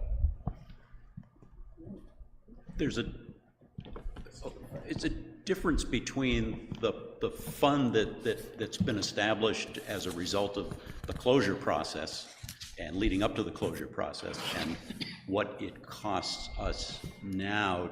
So you're saying... I'm putting the background on this, that is the money that the landfill contributed to the town and its ongoing maintenance. Yes. Which is, I believe, $3,000 to $5,000, depending on the tests we have to do each year. Okay, and that's coming out of that money that's been set aside? Yes. There are two funds, the infrastructure fund that maintains the landfill every year, and that was the original principal amount came from the money that was set aside from the closure fees over a period of years. Yes. So as far as tax dollars are concerned, no tax dollars are being used each year to maintain the landfill. And again, quite the opposite. It's not costing tax dollars for a new library, half the fire station, a new public works building. All, that was money that came from the landfill. Which is a separate account. We originally had, I believe, about $6 million and $2 million went to the library, but it's still accruing interest and generating additional revenue for the town to use to subsidize what is spent by tax dollars. Correct. Okay, so the land itself, as it sits, is not costing us money, if you will. And has contributed greatly to the town in its history. But all that being Because said, of the fees as a part of the closure process. I don't want to get mixed up in this now, but in the semantics of it, but, so I apologize if I was in error in saying that it cost us money to maintain that. However, it in itself is not generating money. The money that was set aside from closure is generating. hence the reason I use the term retirement. It has more than contributed its fair share to the town. I will say that the $2 million that we have sitting in that account right now, factored over 35 years at 5%, will be over $9 million in interest. So it will continue to generate money from that if we do absolutely nothing.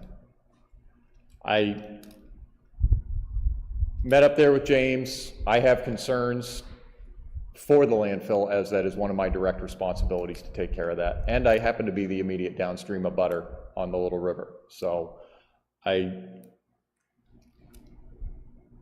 want to follow up on all possible avenues and make sure that this is covered, because that is my job. One of the primary concerns I have is repairs up on the landfill with a bunch of stuff in the way now. There are very steep angles that will not have solar panels on them, but there's very few avenues of approach because we don't get to pick where something may happen. A slide, a movement of land, anything like that. I'm also fairly leery when someone tells me that the DES is checking up on it, because I remember Bodwell's septic service was the showcase over in East Kingston. They took people from all around the state and show them how great this whole system was, and then they did not blink twice as they ran them right through bankruptcy because they charged them for everybody's well that surrounded them that they were applauding them for. So all because of a small compound called PFAS. I think everybody on this board has heard of that. We don't know what we don't know. And I For me, the DES permitting process does not provide solace, but all that aside, I would leave the board with this. One of the other, this is going to be a 3.5 decade commitment. And the only other commitment that we've been in like that is the school district. And when we were trying to get rid of the Sanborn Seminary, I think we had no short 3 votes that went to the town. And my personal feeling on it is that this should go to the voters for even the 4-year portion of this, because that is a commitment that will not be under the budget. It will not get any review by the townspeople. And I think it's only fair that they be able to weigh in on that and see if we want to proceed before we get to a point where we have committed their resources and ours to this project.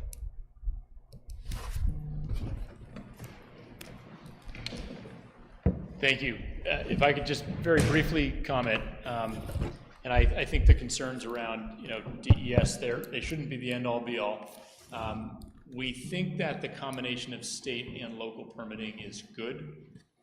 There's some expertise there that most towns just can't bring in-house, but there is also the ability of the planning board and other local bodies to impose their own conditions and certainly review everything that comes in from DES. So that's kind of a general statement, but in case it wasn't clear already, we would expect to be subjected to a lot of scrutiny from the local review and would have to abide by conditions that are imposed.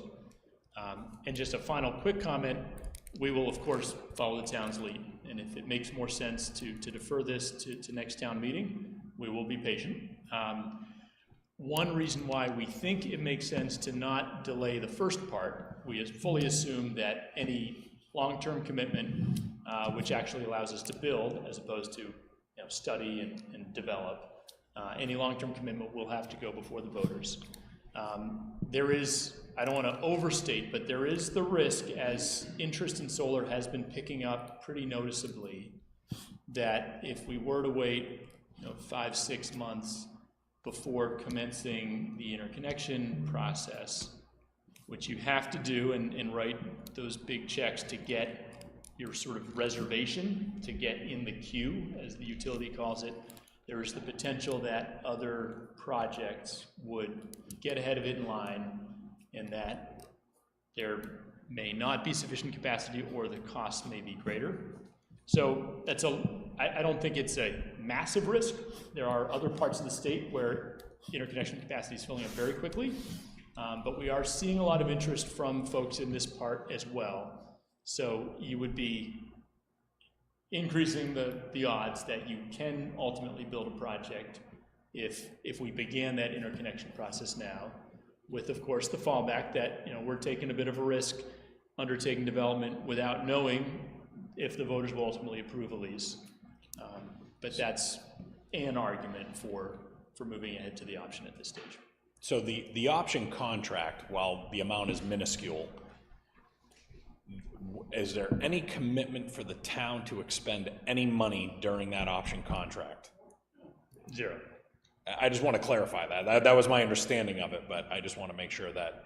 What it gives us, and Mark briefly mentioned this, is exclusivity. So we know that at the same time that we're starting to spend some meaningful resources, you're not redoing a procurement process that you did in the past, so that we know that if you build a project in this period of time, it's going to be with us, but we've still got to sell your voters. The economics still have to make sense. Okay. I think I want to go back to something that Phil mentioned. So you said over the course of however many years, the money in the landfill trust account would be up towards $9 million, correct? 9 million interest. Right, but that can't be used for anything but the landfill, right? So it's not revenue for the town to be expended how we see fit, right? Well, it's been changed. Without going to a warrant article and then, correct. So, but the money that we get, it's more than zero, right? So I know it's not a huge amount of money, but it's more than zero. That revenue, depending on how we obligate it, right, or appropriate it, we could use for other things in the town, right? Okay, I just wanted to clarify that. So 9 million is a lot of money, and we're not touching that. So this would be revenue on top of that that we could use to fund other projects. General fund. So my only counter to that would be that the only thing that could use that money is if there was something that happened at the landfill and depleted that money. Correct, and that's what the money's earmarked for. It's not for other things, right? Correct. Okay.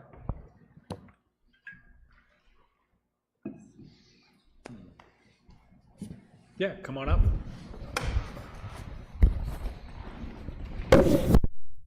Rick Russman, I chair the solar committee and 18 Beach Drive. I think the important thing about the option, really, it doesn't cost the town anything. It lets them spend $100,000 and $150,000 to study it. And it just says, Revision, we're gonna work with you. Just like Unitil did their due diligence. It said, Unitil, Revision's the company to go with. The county's done their due diligence. Revision's the company to go with. And we're saying, we trust you, Revision. We got 5 employees that live in town here. They're a local company. They're not from away. And this does give the opportunity for us to get some money and some tax relief from, and make some lemonade out of some lemons up there at the landfill. So I think the important thing is getting in the queue for that 9.6 or 9.8 megawatts that's available up here. Many other towns are looking at solar, even down at the nuclear power plant. There's talk of that whole flat area coming in, of putting a huge solar array down there. Now, that's in a different section as far as the tie-ins and whatnot, so that wouldn't affect us, but a lot of towns are looking at that as an opportunity to make some money. The other town, and in the meantime, Kingston can talk to the other towns that have put arrays on the landfills to see how they're doing. I happened to talk with the planner over in Exeter that I saw last week, and they're all good to go. It's just a matter of getting the permit to do the install, and that's going to be coming any time. And they've gone through all that on their landfill. So I think it's an opportunity that, the other thing I think that should be stressed is that the select board and the town shouldn't go in with the idea that we're going to try to grind these people to get every nickel we can possibly get. Because at some point, everybody's going to make money here. The investors have got to make money.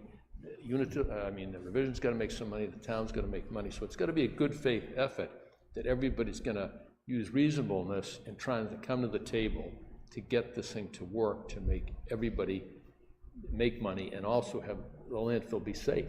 And these folks are going to have to do the repair work if there's anything before they build, and then they're going to have to maintain it afterwards. So there may be some things, and they may come back several months from now and say it's just not worth it because we find there's too much repairs to do. So hopefully the board will go ahead and then do the option agreement and say, yeah, we want to explore further to give the chance of town to make some money on this, and then we'll turn it over to the voters when it comes time for the lease, which we have to do, and give them the opportunity to weigh in and say yay or nay.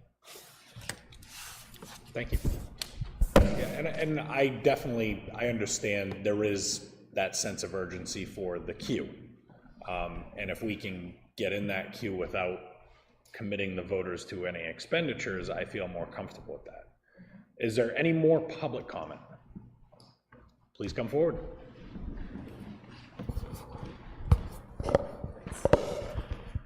Shaw Tilton, 10 South Road. So my question is just on the option piece. So there's no obligation, the town's not putting any money out under the option piece. Is the expectation that once it's determined by Revision how much this is going to cost, does the town then enter into negotiation with you or the financier around, we say this is acceptable, we say 9.5 is acceptable, 5.5 is not acceptable. I'm just curious, is that a negotiation or is that just we're presented and we either take it or leave it? Yeah, thanks. So in essence, it's a good faith negotiation. Dan and I live in New Hampshire. we want the town to benefit as much as possible. And so we just don't know what the maximum amount that the town could receive is until we go through the process of developing the project. At that point in time, we'll understand what are the costs for interconnection, the two biggies, which are what are the costs for interconnection and what are the permit requirements that we determine through the permitting process. And that allows us to then work with the investor to say, what kind of lease payment can this project provide? And that's what we come back to the town with. And the town can say, yes, sounds great, or we need it to be a little bit higher, and then we'll sharpen our pencils and see, can we accommodate that? But we want to give you the best lease payment offer we can, and that's something that we can basically discuss and negotiate once we have squeezed out those unknowns. And is that where, according to Selectman Alessio was bringing up, that the town would negotiate, could there be a benefit to the town to receive any electricity reduction? Yeah. Those two things. Yeah, and we can give you a separate, we can have a separate conversation about how the town could benefit by essentially linking your town meters or your accounts to the array through a solar rebate program that we offer. We just didn't want to get too far out ahead of ourselves because that's a 30, as you saw from Dan, it's a 30-month process. But yeah, we can talk about that potential additional benefit to the town of tethering your town meters to the project.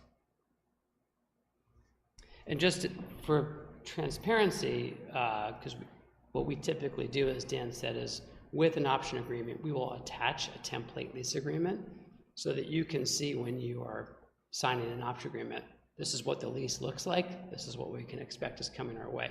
What's not filled out in it is the dollars and cents, because that's, but all the many pages of what's our responsibility, what's the system owner's responsibility, that's all laid out. We want you to have full visibility on that at the time that you would be signing an option agreement. And you said, if I'm not mistaken, that you're using Jaffrey's lease as an example going forward for a municipality. That's right. We have, because our projects to date in New Hampshire have been private landowner-owned land, some of the municipality-specific requirements just weren't, frankly, even raised. So we've had the benefit over the last, it was about a 3.5-month process with the town of Jaffrey and their attorney to work through applying that, adapting that to a municipality with a lot of additional protections. And so we're happy to have gotten to yes recently with them. And yes, we will make that our template, hopefully save some legal review. Did we have another individual that want to come up?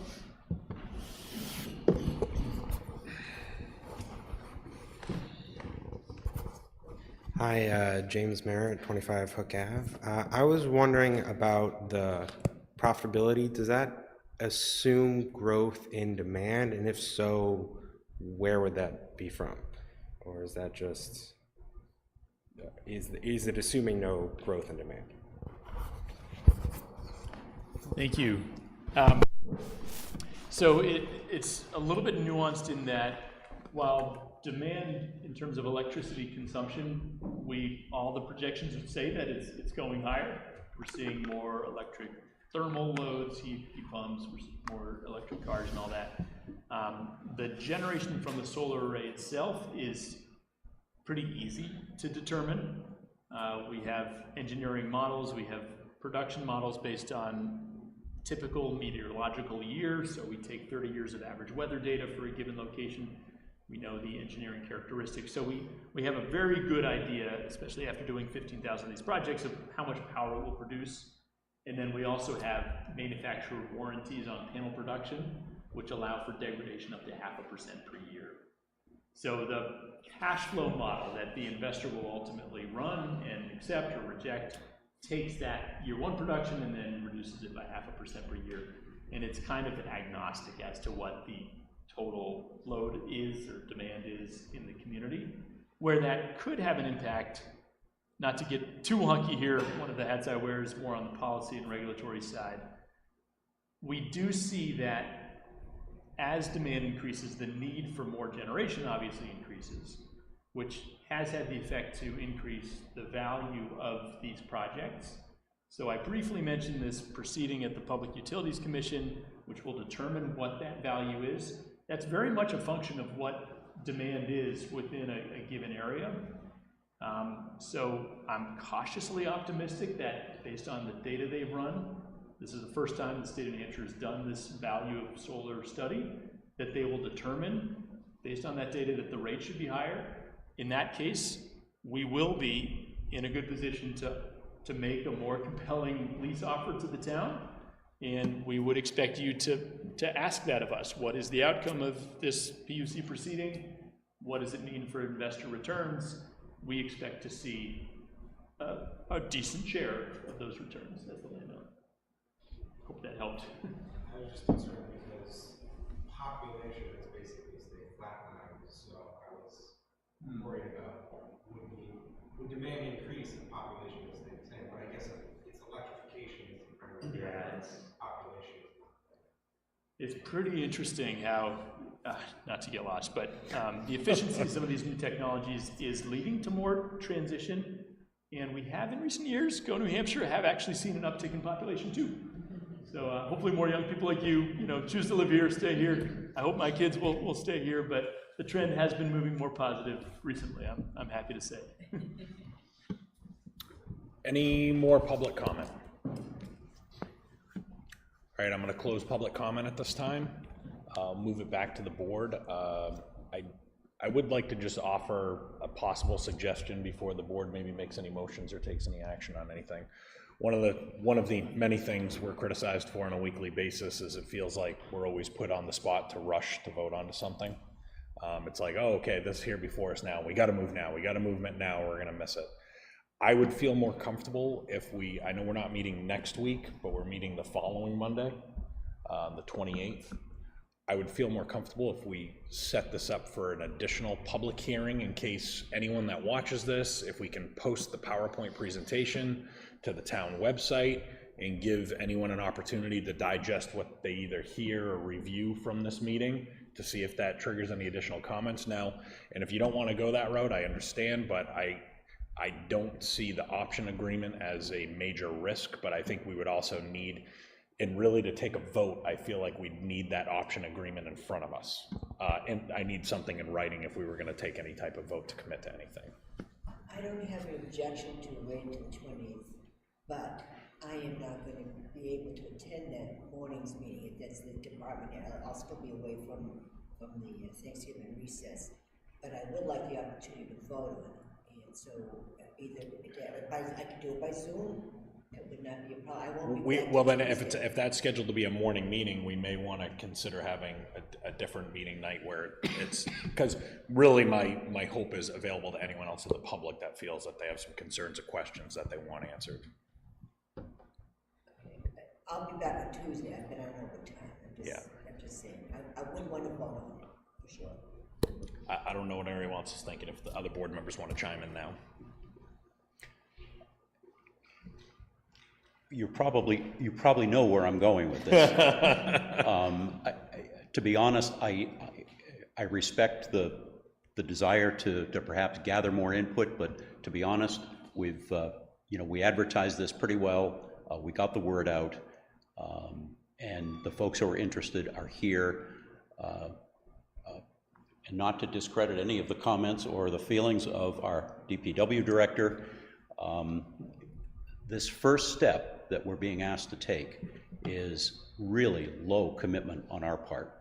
There's no dollar commitment, and it merely starts the process going, and it allows the partner that we've chosen through an RFP process that we did 2 years ago to sort of move forward and do further investigation, get us into the queue for the interconnection onto the grid, and there's plenty of opportunity for getting out of it during that process. And again, going back to Phil's comment about the possibility of us considering bringing this first step, the option. Thank you. to the voters. I really don't think that's necessary. I mean, this board is charged with the prudential affairs of the town, and I think that this is really a good first step for the town, and with very little risk on our part, and I think that it's worth us considering it, and I think it's worth us considering it tonight. As far as getting it going, obviously with the assumption that it's going to need to be handled, it's going to have to go through legal review and so forth. I mean, this is not a, you know, we're not saying this is a complete done deal now, but it would be a vote on our part to get the process started and to get it underway. So. And I'm not opposed to go forward with the options at this point either, to be very honest with you. I'm very comfortable. There is no commitment, financial commitment for the town at this point. My guess is that we're going to need to go to warrant even to get legal fees, because it's like getting a pacemaker. You want someone does a gazillion of these things. And so we're going to want legal advice that is knowledgeable about environmental impact and issues. So we're probably going to look to the voters for support tangentially through that type of investment. Maybe not. I mean, I haven't talked with any of you about it, but that comes to mind. We may want to do that, because this may be a $100,000 legal fee that we may need to spend to protect the best interests of towns for the next 35 years. And that does have to go to warrant no matter what, because it is a multi-year commitment. So. But that would probably be on the next step. That would not be on this. Correct. I understand that. That's what I'm saying. I'm just trying to understand what you're saying. Yeah, I'm saying I don't have a problem going forward now with the option. Okay. Knowing that the next step is going to require a commitment from the voters. Sure. Even if it's as simple, and I use that word in quotes, as legal fees for this major project for the town. Yeah, agreed.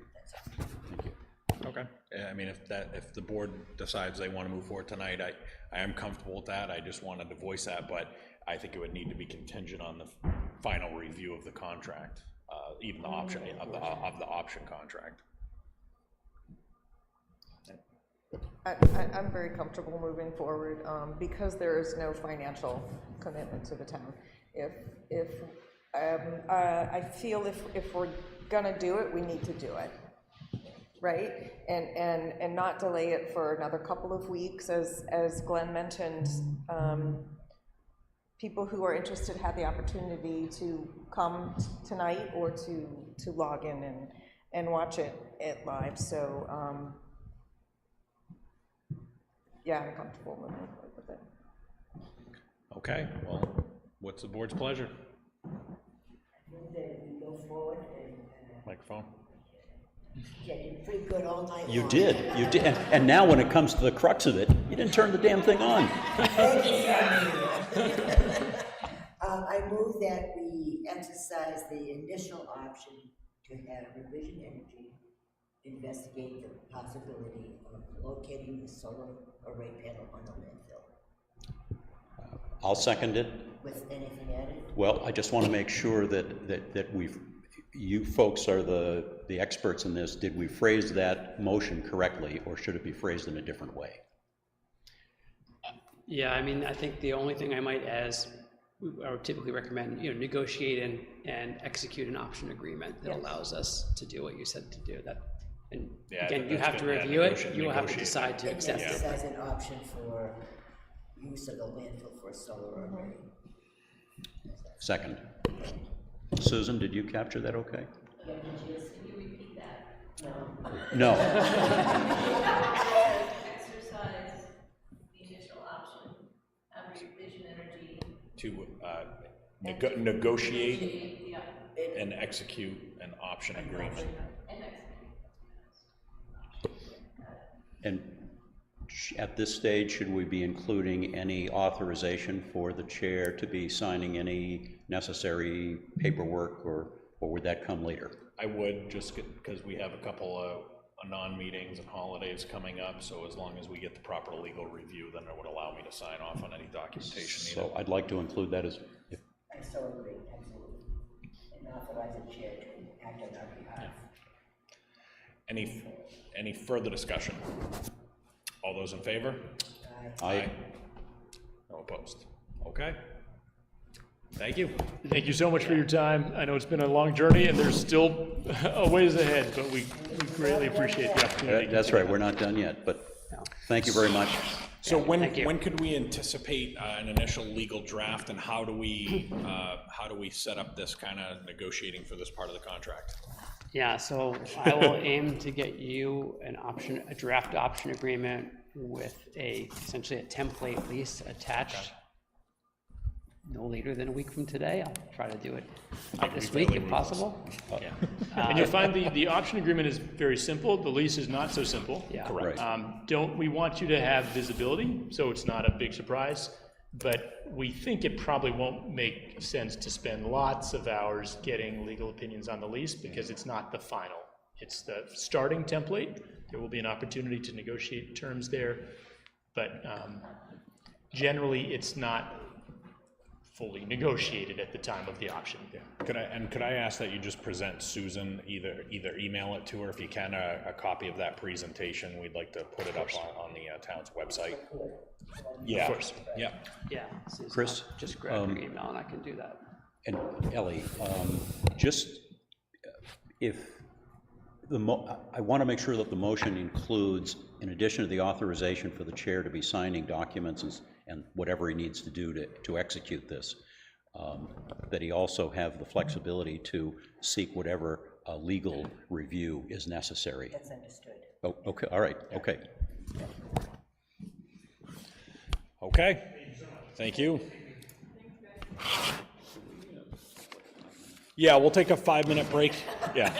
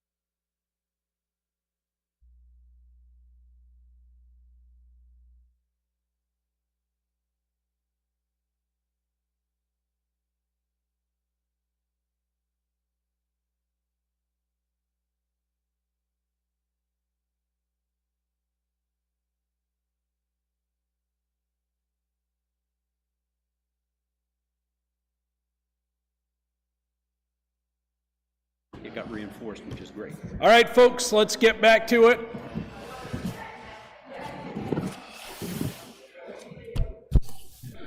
Did you have to leave the room? Did you make it downstairs? I did. All right, Adam, are we good to go?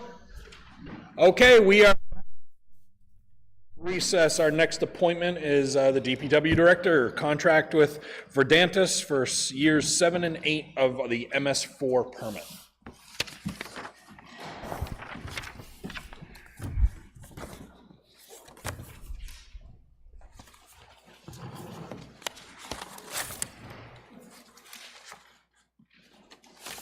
So our original quote on this or I should back up. This is for the stormwater MS4 compliance. We have to do a yearly permit.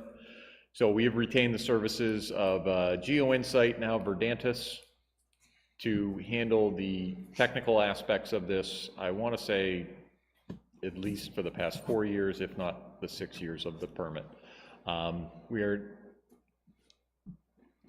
These run on a June to July time frame. So this is for year 7 and year 8. So this would be at the start of June and end of June next year.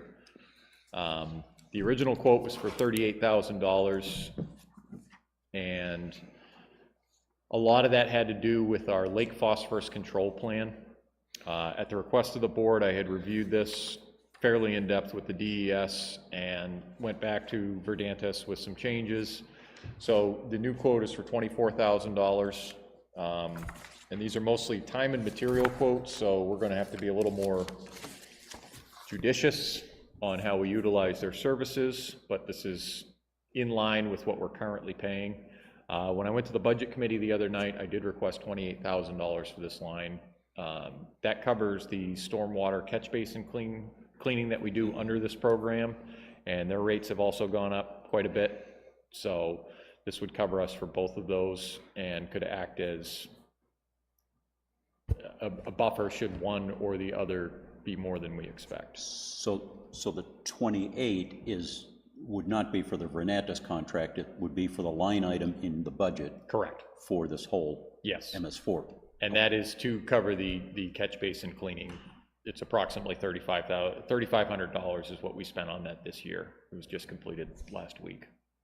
So, And did you say a number earlier what that current line item was at that we'd been budgeted for?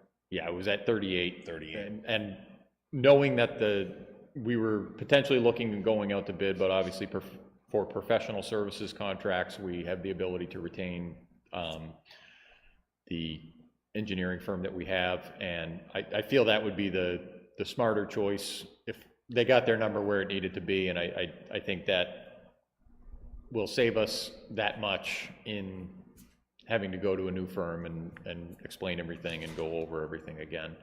And just a side note, we got into the weeds on the Kingston Lake project that we got the grant for, so there is going to be a lot of interfacing with that group to get more of the technical data that we need so that that won't fall under Verdantis for that project. So it wasn't that they were overinflating their numbers or anything like that. We just kind of trimmed down what was being quoted and utilizing other resources to meet the needs.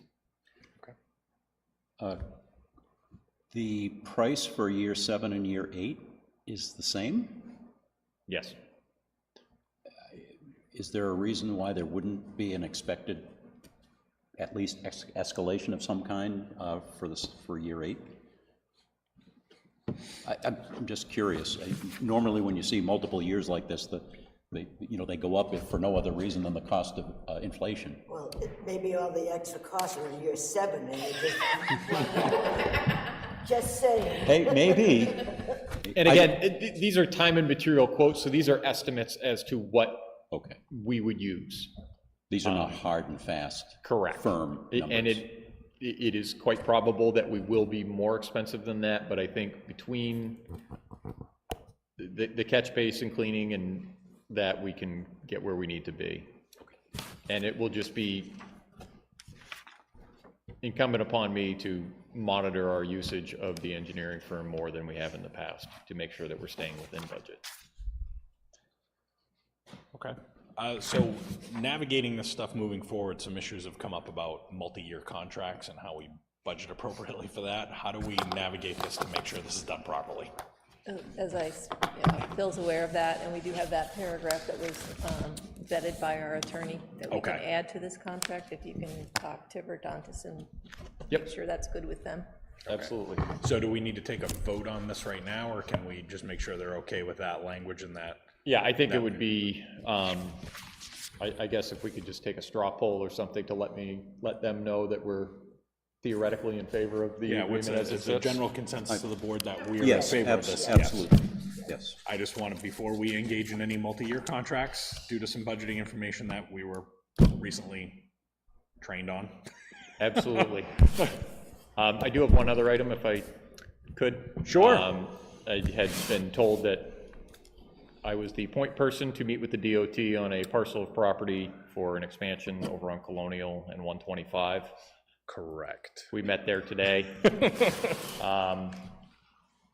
So I know this may shock everybody that we didn't know we had this, but it's a very, very small piece of property.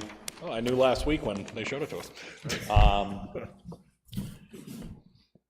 So by our local rules, you have to be more than 100 feet from the center line of the road. So this would exclude it on both sides of the piece of property because it's a pie wedge and has 125 and Colonial on both sides of it. So it is not a buildable lot. It's on a slope. Yeah, it's pretty steep. I believe their offer to us was going to be $500 for the piece of property. I mentioned to them that there was quite a bit of timber standing on the property and we would like that factored into the valuation.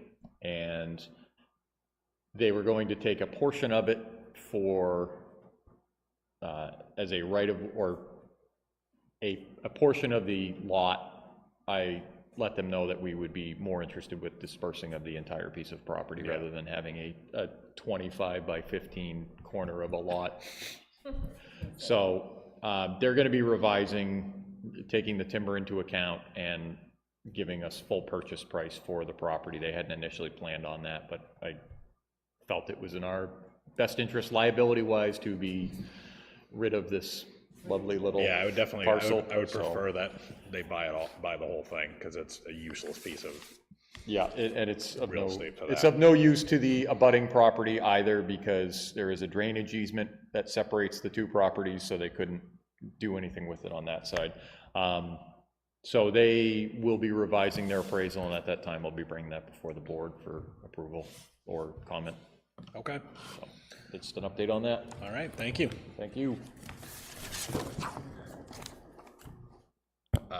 Oh, yeah, well, we have here, there's a purchase order for carpet cleaning at the library. Has that already occurred, and Yes. why is it so over budget? So initially, it was assumed that this, based on past experience, this has been well under the purchase order threshold. The agreement under the memorandum of understanding was for upholstery cleaning and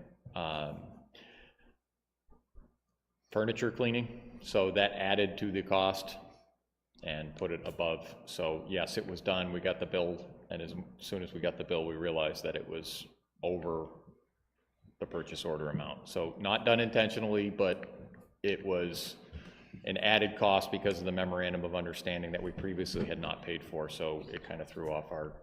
Okay, yeah, and it looked like it came out of a cleaning supplies line versus like some type of cleaning services. I don't know. It was over $200 in the line item, we took it from it $3,300 over. If I understand meeting the terms of the memorandum between the trustees of the library and the town, but just because of, is this money from the town budget as opposed to a library budget? If they didn't budget for it, they should have waited another 6 weeks to get us into January at least. It's my opinion. Noted. I'm not signing that purchase order, just to say. So it was discussed with finance, and again, a new to me thing. I didn't think we were going to be paying for that out of paper supplies and cleaning supplies, but in the past, that's where it's been run through. We will be working with finance to clarify that so it's more transparent for all who view the budget. Okay. I still won't sign it. I wouldn't blame you, I wouldn't either, Ellie. Could have waited 6 weeks. Thanks, Phil. Public comment number 1.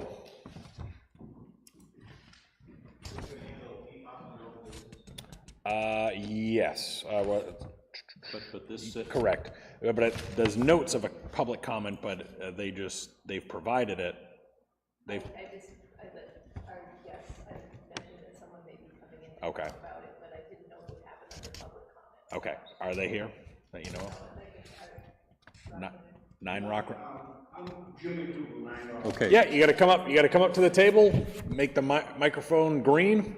You gotta state your name and address, and then please proceed. And you can sit, if you like. Yeah, no, I'm Jim McDougal, and I live on 9 Rock Rimmon, and I'm one of the homes that's caught up under the PFAS contamination.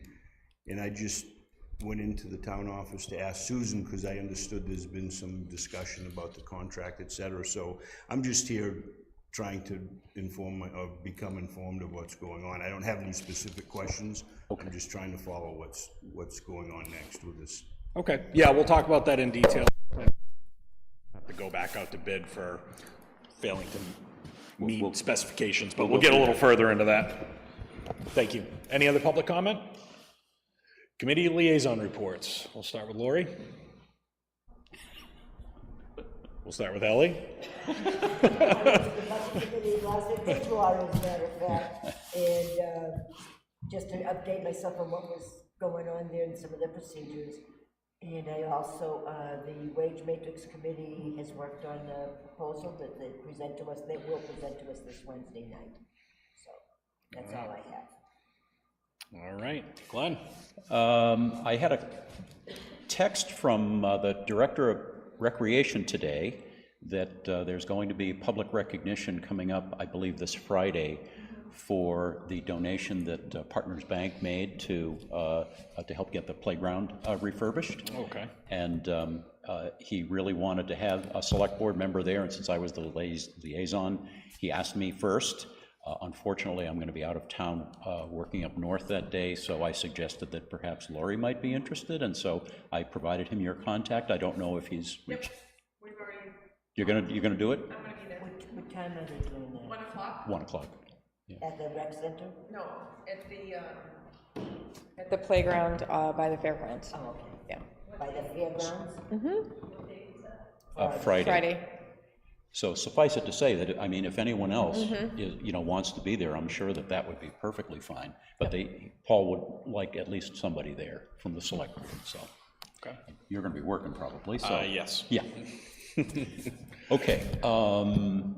The only other thing to report is I was involved in a fairly long meeting with the museum committee. Their meetings do tend to be pretty long. They talk about a lot of stuff, and I mentioned to Phil that of course they are thrilled that the new heating plant is in and working well, and so that's a beautiful thing. And whoever did the excavation for the underground tank fill, if you guys did that, boy, that's phenomenal. If I didn't see the little cover sitting there, I wouldn't have even known that it was done. So that was really, really well done. Yes, okay. So, and of course, they're looking forward to doing other projects there that, yeah, that were, well, just to bring folks up to date, back in 2015, under Rich St. Hilaire's tenure, there was a fairly substantial evaluation of that building done by SFC Engineering, and a number of things identified to be done, many of which have been done up to this point. Fixing the windows, the stained glass windows, pointing the bricks and the mortar, some of the drainage issues, things like that. One of the things on the list that has not been done is to actually lower the floor of the basement so that you get a full height headroom, so that it becomes a more usable space. as I explained to the committee members, you know, it's going to be it's going to be an expensive project to do, and eventually I think we should do it. But at this point, I see it as a need. I'm sorry, as a want, not a need, because it's not affecting the structure of the building the way it is, and the basement can still be used for things. It just can't be used fully as it could be. So at some point, I'm just telling you this so that at some point you're going to be seeing it probably in years out on the CIP. It's the gift that never stops on giving. But I need to tell you, to do something with that floor could change the structural foundation. I'm well aware of that. I read the SFC report, and to dig down, they'd have to go down 8 inches to make it a usable storage space and 14 inches to make it full height headroom. And by doing that, it's going to excavate down below the level of the foundation, which means that which is why it's a more expensive project than it could be. It's not just pouring a slab.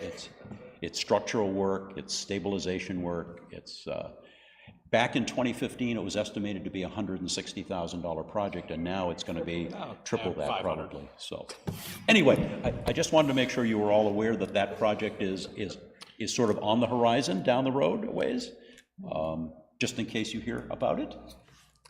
So, listen, I've acted as the lightning rod plenty on this topic. I'll stay away from it. There's no decision to be made. It's just FYI. I will leave it to the voters. All right, I have nothing of consequence. Yeah. Okay. Okay. I was not ready. So Thursday's Kingston Days meeting, we're going to be electing new members, committee members, or the same, but we're hoping that we have a lot of participation. I've also been attending the budget committee meetings with Ellie and learning a lot that way. We had a solid waste and recycling committee last week. Stacy Dion had tendered her resignation, as we all know, so she let the committee know. I'm meeting with the Director of Public Works tomorrow, and we're just going to talk about the future of the committee and what that looks like moving forward. The informal social services group that's been meeting with the library, the rec center, and human services. We had a meeting last week, and I'm meeting with Melissa tomorrow, the director of the library, to really get into the nuts and bolts of formalizing it, as we had talked about before, because they are reaching out, and there's a lot of folks that they're working with now, and it's really expanded from just helping seniors. Camp Lincoln is going to come in, and So Rock, an agency in the community. So we're going to meet tomorrow and start formalizing that. But they did say that, Marissa did say that food donations are down this year. She's getting a lot of checks, but not a lot of food donations. And she actually prefers the food as opposed to the checks, because the way that she has to deposit it, and then she gets it for use on a card and can only go to Market Basket, which is very limiting. So, Laura, I'm sorry. Yeah. Does she want donations and gift cards from other organizations besides Market Basket? And if so, we could let the public know. Yeah, she did not mention that she wanted other gift cards, because she can buy the gift cards with the money donations, but she prefers, a lot of times they're used to seeing a lot more actual stuff at this point. And for some reason donations are, people are being very generous. They're just being generous in a different way. And so she just wanted to make a point that those are down. Yeah. So I know that at one point when I asked her this question, she said that on the website or someplace she posts the things that she needs. Yes. Is she doing that? Yes, it's still there. They've also pushed that out to the library and the rec center, and all the mail lists that they have, they've sent out that exact list. Okay. Yeah, very specific for the holidays. Okay. And that the Giving Tree, I think, is starting this week or next week? Probably next week. Yeah. She usually brings them to the library. Yep, and then they'll be in the town hall, right. So that's that. So I'll have more to bring back once I meet with Melissa on what that committee looks like, advisory group, whatever that's gonna look like, and then after Phil and I meet too for this solid waste and recycling. That's it. Okay. So that brings us on to the Poet Project contract. So the board did vote to award the contract to Allied Clearwater. It was subject to review by DES. And they have rejected the contract, and they looked at both of the proposed contracts and said both of them did not meet the requirements outlined. And I'm fairly disappointed in Sanborn Head because DES was, why are you paying Sanborn Head if they missed this? It was a very specific requirement for scope of service and benchmarks and duration. So we are rejecting those contracts at this point because of the requirement that DES has to have final approval, and it will go back out to RFP. We will do a shortened window of 7 days. For anyone, I know there was some concerns, folks, about potentially the company that we chose, and folks got to, there was some input that evening, but part of the grant funding contract requires us to go with the low bidder on this. Unless there is verifiable, provable facts that we can articulate that show someone to be not just, oh, we want to go with this other company. We have to prove them to be a irresponsible bidder or a non-responsible bidder, I believe was the language. So it's not even just a case where we can say, oh, we've had experience with a company, so we're willing to pay more. There are specific requirements in the grant that mandate that we take the low bidder unless they are a non-responsible bidder. So that will be going back out? Soon. What happened is we sent the RFP back to Sanborn Head for revision to make sure things are clear in there that we're missing from these two bids. Unfortunately, they did also really revise the specifications, so DES is taking a little more time than expected to review that. Okay. She said she'll have it for me tomorrow morning. And my understanding is that Sanborn Head did not provide us last time, but should have provided us with some type of bid matrix. They should have given us a bid tabulation. Okay. And a little more information, which we will request this time. But I have to get it back to them because she's questioning whether some of those things need to be in there, and that may make us go back to a 14-day process. And when we look at our invoices from Sanborn Head, if we were invoiced for work that they failed to complete properly, we should probably take that up with them regarding the last RFP. Yeah, we'll take a look at those when they come in for sure. So the deadline will not be the 17th as you had on the paperwork you gave us? No, it's gonna, if I can get it back from them and post it, say Wednesday or late tomorrow, even if it was 7 days, that's gonna put us right into next week when you don't actually have a meeting. So we'll see what the time frame is. They may require 14 days because it's changed a little bit. Okay, so apologize to those patiently waiting to get clean water coming out of their taps, but we are subject to these other entities that have to approve this. We are trying to get a resolution as quickly as possible.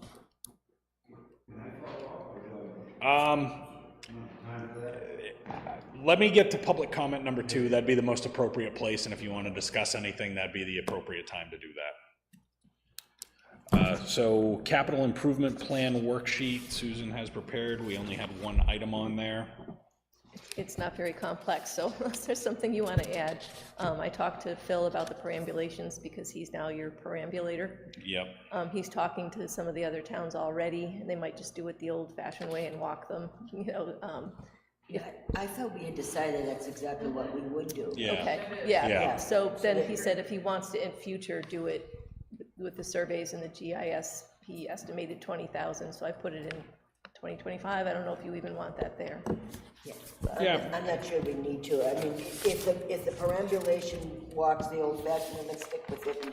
We don't have to do them all at one time anyways. And they take a nice spring day before all the wet season comes, and there you go. So you want to remove that? And then Yes. we just don't have Yeah. anything, so Yeah. we'll come up with something for next year. Okay.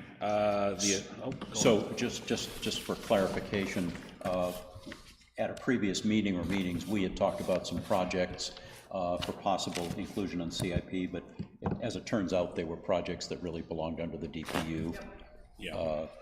DPW's budget, so they've gone there instead. Correct. Yep, okay. Yep. We have the assessing contract to review and sign.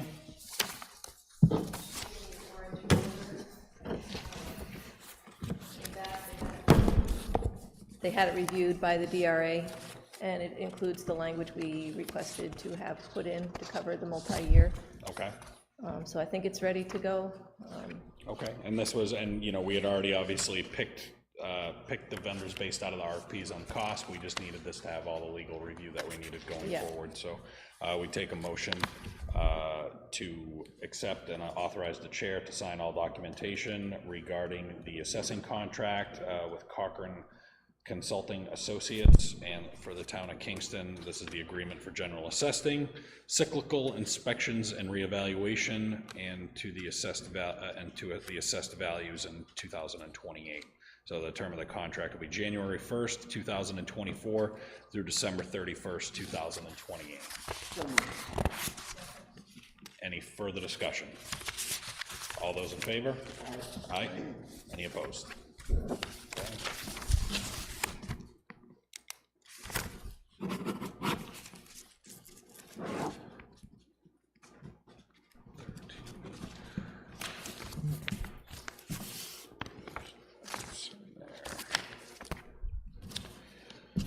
Let's see, we have under new business, the code and building inspector position has been reopened.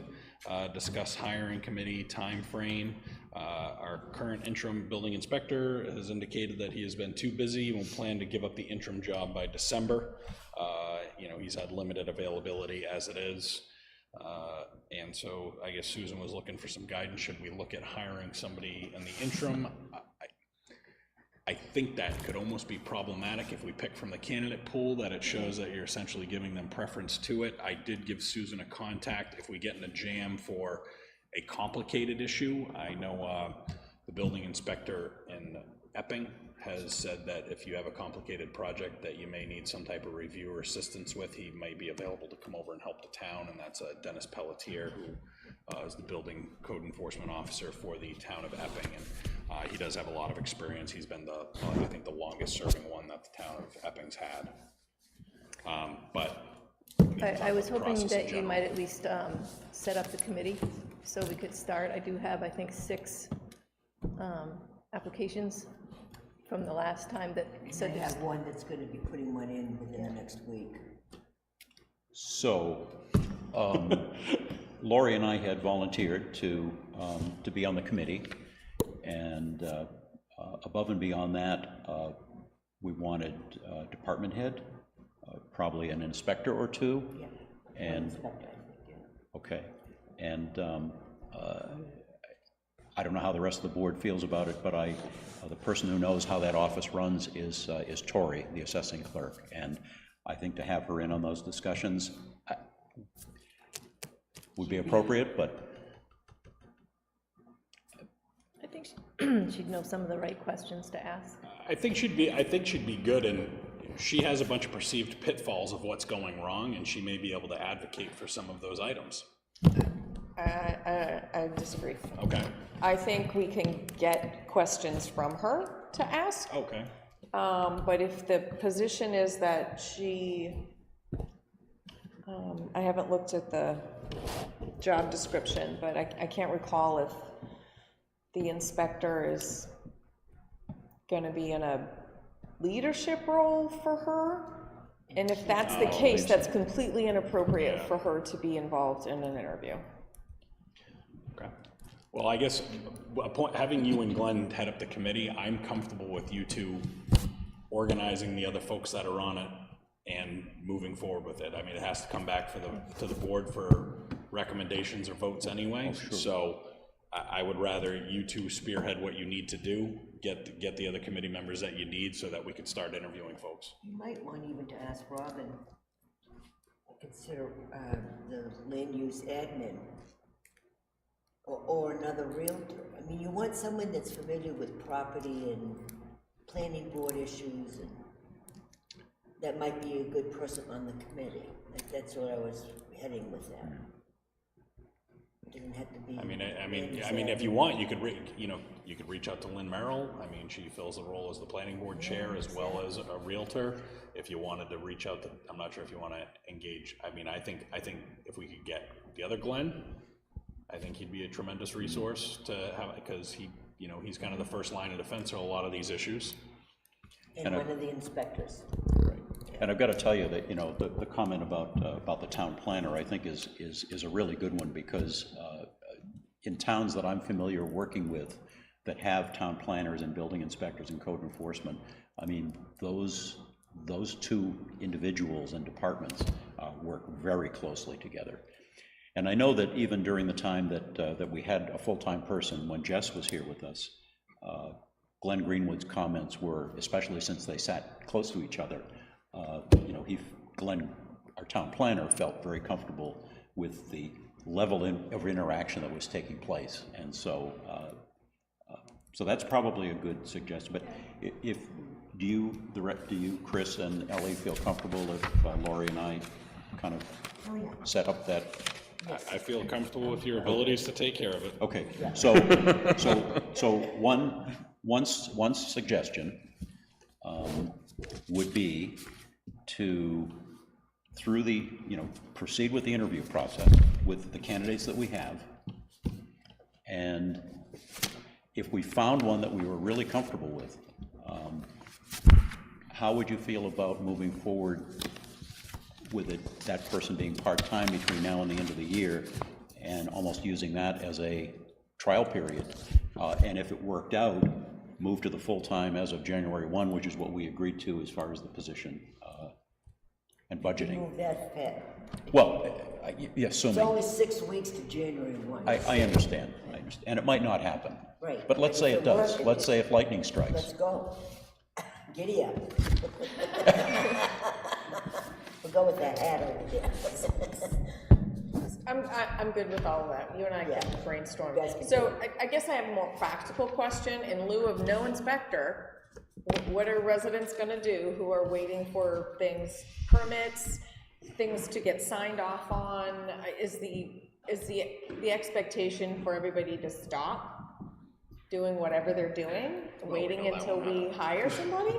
Well, we do, the health inspector is also authorized to sign off on stuff. I know he does not have a lot of interest in taking on the building inspector responsibilities. No, and we weren't sure if that was the direction that we were supposed to take.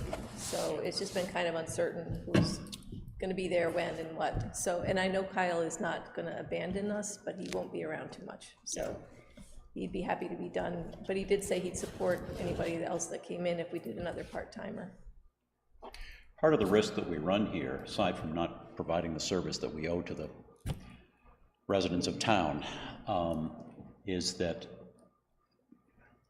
some projects are moving forward in town, and if they're not getting the level of service that they expect, I mean, they're probably just going to move forward anyway without our blessing and without our inspector's blessing. Back to the dark ages. Well, but you can't, I mean, if it's a vital project for somebody, it's an unreasonable expectation for them to not do anything for 2 months. Yeah. Right. Which is where the Epping assistance might be. Yeah, so did you happen to get his contact info today? Did you happen to have it? I know you were busy today. I didn't look him up, but I'm sure it's right online on the Okay. website, so I'll reach out to him if you'd like and just find out what his availability is. Yeah. I mean, if it's something as simple as just, can you inspect this foundation, if somebody's It could trying be. to He get may a be able to just foundation run in. right over and help assist us with that. Yeah. I just know he's somebody who's limited on work hours because of the state retirement component of it, because he was retired from municipality. So, but It may be premature, but I just feel like we should have some sort of mitigation from the board to, not an amnesty per se, but something that's gonna allow homeowners the leeway to move forward. I think it's tough, because do we have the legal authority to say we can absolve you from all requirements of that? But I think I would encourage people to, I don't think we can. use some prudence going forward, and maybe understanding that if you are gonna move forward with something, maybe document it, photograph it before you have to close it up, so that we could at least, because at the end of the day, you're gonna end up with an inspector that may not feel comfortable attaching their name to signing on something that's going into somebody's property file, which I have no familiarity with that at all. God, that sounds awful familiar. But I understand that we live in a world of instant gratification, but they're running a risk by proceeding forward without something in place, and I can't force a part-time interim building inspector to materialize themselves and be available. Right, but we can't. But if we know of anyone, if anyone else knows of anyone that's willing to step up for a little while, for a couple months, that'd be fantastic. Yes, it would. Okay, so we'll be talking. Yeah. Yes, so I will leave it to you. I don't know how in the weeds we're gonna get on the review of the executive budget worksheet, so I'll make a motion that we move public comment next. Sure. Yes. Okay, everyone good with that? Yeah. Public comment. Who you throwing under the bus? Right. Us. Besides us. Dan Doyle, 156 Main Street. Was Amy with DES supposed to be working with you on this RFP? Was who? Amy? Amy Russo? Yeah. Well, she was our initial contact, but she is not our contact at this point because it's been handled by one of the people who works for her. So I guess I'm trying to figure out what the disconnect is here. If DES was helping you write this RFP, and all of a sudden they're rejecting it, what's going on? They didn't write it. Sanborn Head is the town's contracted service that helped write the RFP, but it's subject to any contract is subject to final DES approval. So DES wasn't involved in this at all as far as helping you write it? DES provided all of the grant contract documentation. We were then responsible for getting a bid package out that responded to all the terms and conditions in that, and we used Sanborn Head to help us with that because we don't have a lot of that technical expertise. Okay, so the review by Sanborn Head was insufficient. Yes, which caused The bidders to. DES rejected what the bidders submitted, not the RFP. The bidders did not appropriately submit everything that was in the required in the RFP. So ultimately, both bidders failed to meet the terms of the RFP. So we had two bidders in this? Correct. Yes. And they were? Can you disclose that? It was Water Tech and Allied Clearwater. Okay. So what's the timeline now? It's either going to be when it can get put back out. Susan needs some clarification of whether or not the changes are substantial enough that it has to be a 14-day open RFP window, or if we can have it be a 7-day. If it can be a 7-day, we'll have it be a 7-day. But if we legally have to make it a 14 due to the amount of any other changes that are in the RFP, it'll have to be 14. So, and then DES, whoever has applied for it, the bidders, DES reviews those, and that's what they rejected. So it's kind of starting the process over again. But it shouldn't be more than 2.5 weeks. Right. We'll have the review back from DES tomorrow But just morning. looking at the timeline of our meetings, it would essentially be 3 weeks before we could vote on it. Correct. Right. Meanwhile, I have water freezing in my barns. Do you have a place where I can store water? No, I do not. That's what I thought. When the, can you email me the RFP? because I have contacts in the water industry since I'm a level 1A operator in the state of New Hampshire. It will be posted as soon as I get the okay to repost it. It was posted the first time. But it's not complete now to repost. As soon as it is, Well, when it's ready and I will send complete. one to you if you'd like. Yes, please. Okay. Logistical, you can see my predicament here. It's getting cold out. We were trying to hurry this along before the weather comes in, and now I've got gallons of water freezing in my barn, which isn't good. So, it is what it is. Yeah, come on, sir.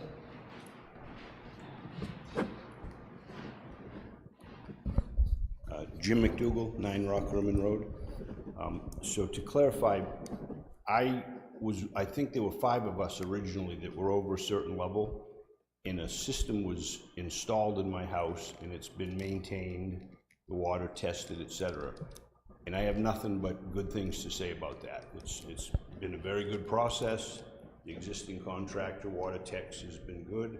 We get the testing data, so I'm fully happy with the way the town has responded in my case. My concern is, I understand the fiscal the fiscal requirement to go with the lowest bidder, but is there some sort of process where there are performance measures that are reviewed?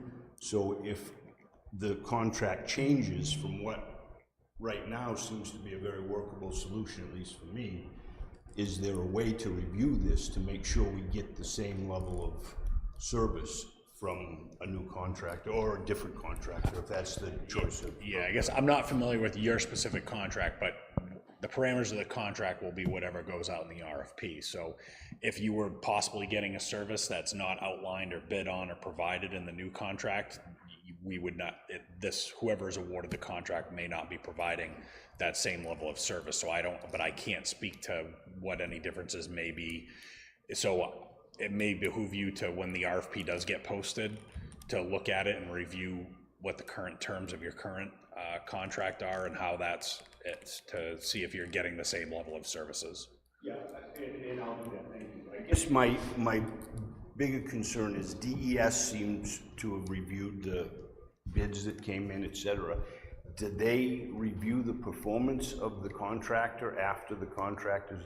I mean, I guess I'm looking to see, is someone paying attention to this? Because I can't, we get the water reports, and without the contractor explaining it to us, I mean, you couldn't possibly understand what it says. Sanborn Head would be our contracted service that provides data and review and reports based off of the RFP needs back to the town, which will be made available as public record or as well to any of the individual homes. Okay, good. Thank you. Yeah. All right, I will close public comment number 2, and we'll go on to the review of the executive budget worksheet, if necessary. Yeah, I didn't know if you wanted to get into it without Paula here, or if you had to. Yeah, I think because I know there were some items that we were having follow-up on that we needed clarification of whether or not items were reduced in other lines. We still need our meeting with Stacy from the Budget Committee. There's the Budget Committee meeting on Wednesday where we have to present. That's our joint meeting. Are you available this Friday? Because will Chuck be available by then? He should be available. Well, Friday, I think Friday, it's not a formal meeting, so it's going to be, I think it was going to be myself, Susan, Chuck as the Budget Committee liaison, and Stacy and Paula to just go over any other additional executive items and then if there's anything that we need to bring back to the board for review. The Budget Committee had gone over the budget Wednesday night, our budget, the executive budget. And of course, we're way up, but it's mainly because of 3 primary items. Yeah. And I had suggested to Paula that we do 2 pie charts, one without the 3 biggies that we have no control over. And that one's the block grant. Yep. The, I want to say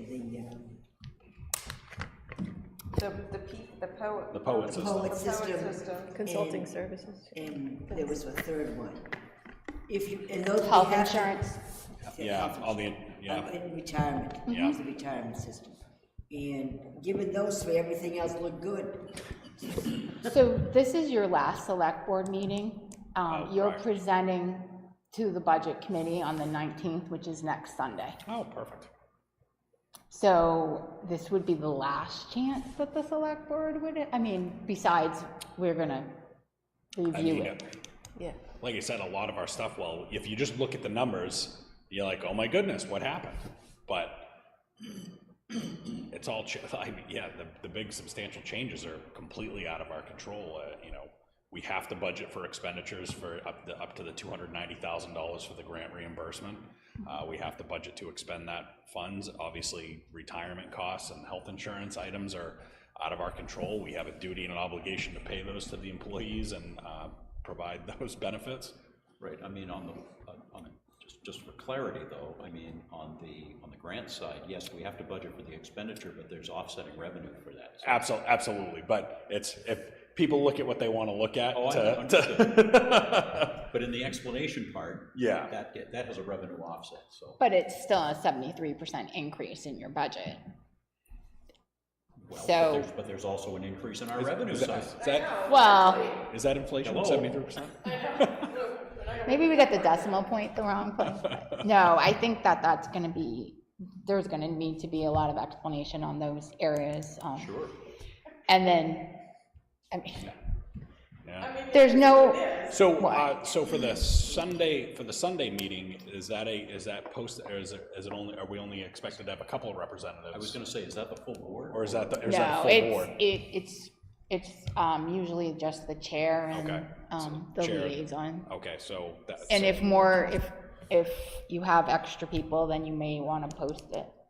Yeah, I mean, if I can post it if you want me to, just in case you want to come. I won't be there unless I have to be. So you don't have to worry about me. Okay. I'll be out of town. Okay, so you'll be at it, so Chuck will be there, so Chuck and myself can be there. and I'll probably go, so. So you'll have to post it.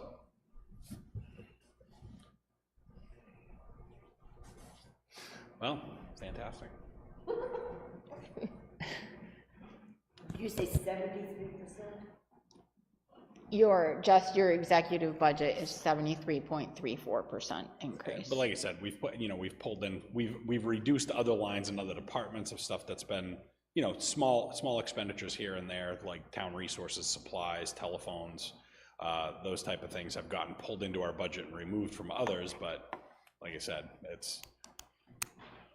Yeah, so I don't, There'll be a lot so of Friday, I am not available Okay. in the morning, but I can be available after. Well, I mean, if this is really our last chance to do anything official on it anyway, unless you have anything, do you have any other items that you'd really like to dive into? Might as well take care of it right now. Well, we want to do it, review it live?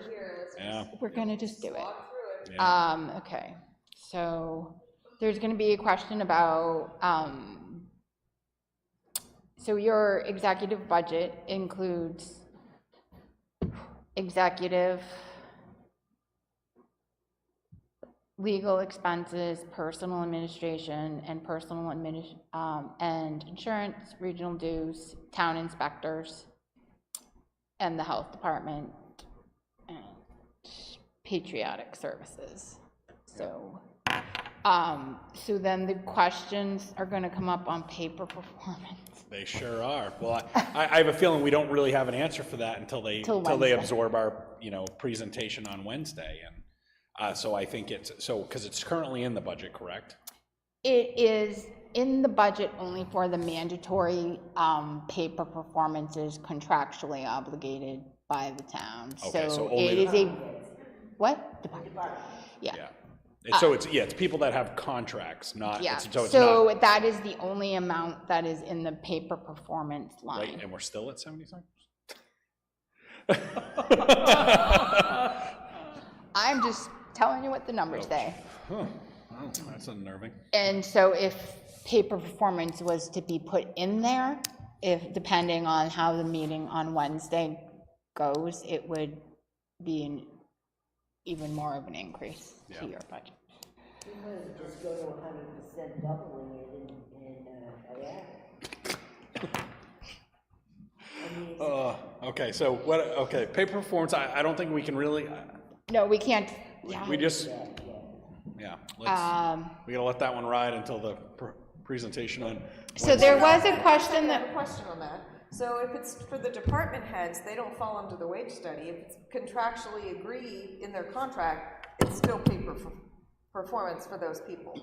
It was budgeted under paper performance, some of their contractually obligated raises. Okay. So we have to, if it's in their contracts, we're obligated. They have to get, they're getting it, whether it's default or, So if they're or it's coming getting- from somewhere else. If people are wrapped around the axle on paper for performance, then change it to contract raises or something. I mean, we have to, that's not it's a non-negotiable, right? it is, and it's listed, we've explained it that, or we haven't presented it yet, but when we present it to the budget committee, it will be stated that these are contractual raises. We did, in the pay matrix, we do have the department heads all are within that pay matrix presentation that you'll see on Wednesday night. So you'll see that and where they land with the local towns. Yeah, so the contractual obligations are there. I mean, we can't do anything about that. The question is, for anybody else, what happens with paper performance? And is there something in there or not?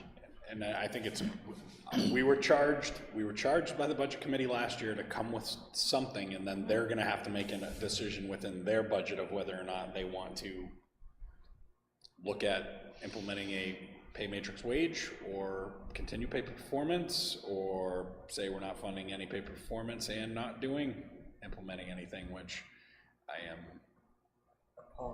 am, yeah, it's.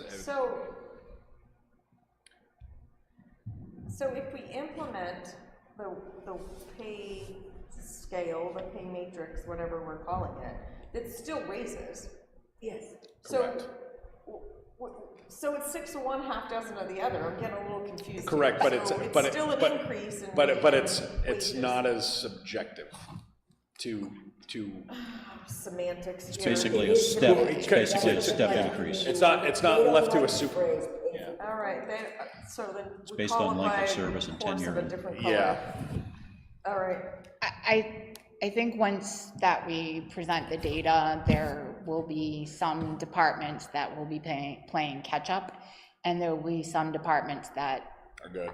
are more than good. Yeah. And the only one that's not good, well, if you took the three major highway, take the three major highway, police and fire's the one behind. The others are right where they should be. Right. So they can move along in that matrix, no problem, but fire needs to be upgraded, because we're behind. So there is one item that there is a little confusion on how much should be in there, and that's the solid waste task force. The budget states 1,000, your budget, because that task force is under the select board budget, and it's currently listed as $1,000. And there was some discussion at the solid waste and recycling committee on whether or not that should be increased to 2,000 to ensure getting mail outs and getting all the information on the new waste management contract periodically to the people in the town if things change, which would include 2 mail outs a year, and if we had to do them separately, that would be about $1,500. Okay. If we had to do it independently of the tax bill. We try to get in the tax bill, but if we didn't, for whatever reason. I think we should just put it in there because it is an appropriate expenditure, and understanding that the cuts could be coming from every direction. But I think we present what we feel is needed. So it'd be my feeling that we place that increase in there. Agreed. So I'm just gonna put that in, and I'll send that information to Paula and make sure she gets it. No other big red flags that jump out to you as, you know? No, there'll be questions about the inspectors again, because that seems to always come up of how much salary they're using, and with the not hiring of the building inspector. It looks kind of lopsided right now on how much salary you've used versus what it's budgeted for. Which we did that on purpose to make up for shortfalls in other areas. I understand that. I'm just letting you know what the flags are. Okay. Just more explanation. Yep. All right. Yeah, and then the 3 big ones we talked about. Yeah. All right, well, I'm prepared to speak on any of them. So will we be meeting on Friday or not? Is that the idea? No, we just did it. No. Okay. See you on Sunday. Yeah, that's All right. Wednesday. And Wednesday. Okay. All right. What's first, Wednesday? Wednesday is definitely before Sunday. This Wednesday, we have the, right? Yes. Yes, this Wednesday. This Wednesday at 7 p.m. Here we have the wage matrix. Right. Sunday at 5 p.m. it will be the budget committee with the select board, the ZBA, select board, select board, ZBA, trustees of the trust fund, because they didn't come last night, and budget committee. Okay. It's all good. All right. All right, thank you. Correspondence. We have a veterans credit application for 2024, which I anticipate one individual will be recusing themselves from this. I'm thinking I won't sign it. So it is for 157 Main Street, and all the documentation is there that is required. So that one down. We have an applications for facilities use, which I believe another member will probably not be signing. This is for an ongoing event that's previously occurred. It is the Kingston Contra Dance, and this was submitted by Glenn Koppelman. It's for use of the Town Hall Auditorium on December 30th, 2023 from 6 p.m. to 11 p.m. Approximately 50 plus attendees. And this has been an event that's happened in the past. I didn't see any signatures from any of the chief police, road agent, fire chief, but No, I sent it out to everyone. I sent the email. They've approved it before. I didn't get anything back, but I didn't know if I really needed to. Okay. Bill's the only one that would really pertain to it. She's not gonna sign that one. I can't sign it. She shouldn't. Oh, Oh, perfect. Okay, so, yeah, And I won't sign that one either. Perfect.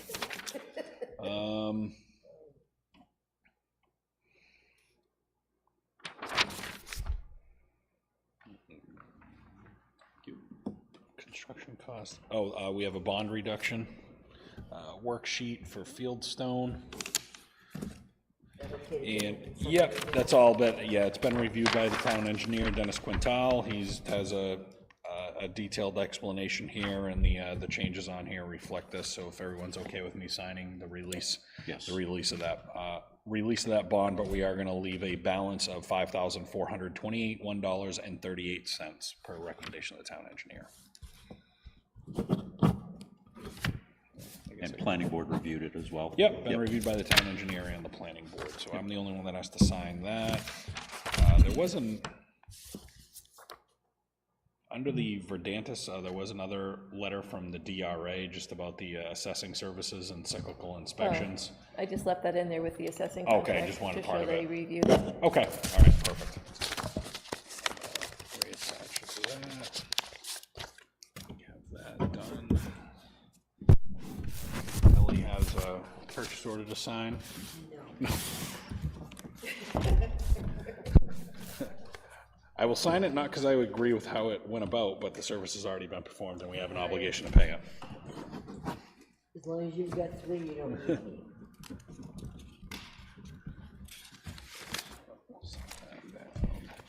We had one in here for general assistance. Looks like everyone has already signed. We had the other payroll summaries and vendor payment manifest lists.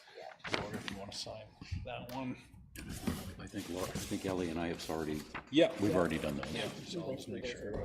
Yeah, Lori got that one. Did you get the initials in here, Lori, for any of the other pay stuff? I did. Okay. Yeah, there should be 4 sets of initials. Oh, yeah, yep, there is. Thank you. Thank you. We need to approve the meeting minutes, both public and non-public, from November 6th, 2023. Second? Any further discussion? All those in favor, say aye. Aye. Any opposed? Okay, do we have any non-public that we need to do? Do we have any other business as needed? Just serve as a reminder, on November 15th, which Stacy had mentioned previously, it is the joint meeting with the Budget Committee and also the Wage Matrix Working Group. That is at 7 p.m. Here at the Town Hall, November 15th. And then November 20th, we do not have a meeting, but we need to be aware that we may have to have a special meeting should we finally get the tax rate recommendations back from DRA. So we'll kind of play all that by ear. As soon as, I have no problem, we'll hold the special meeting so we can make sure we get the tax rate sent. I know town clerk's been fielding a lot of questions about why tax bills have not gone out yet, and we just really have no control over that. So, and for those that don't understand the process, we'll get our recommendations for DRA of kind of they usually present us with a few different options of recommended tax rates to accept based off of anticipated information for the town, and then we have to vote to accept. How come they're so late? No idea. Don't know.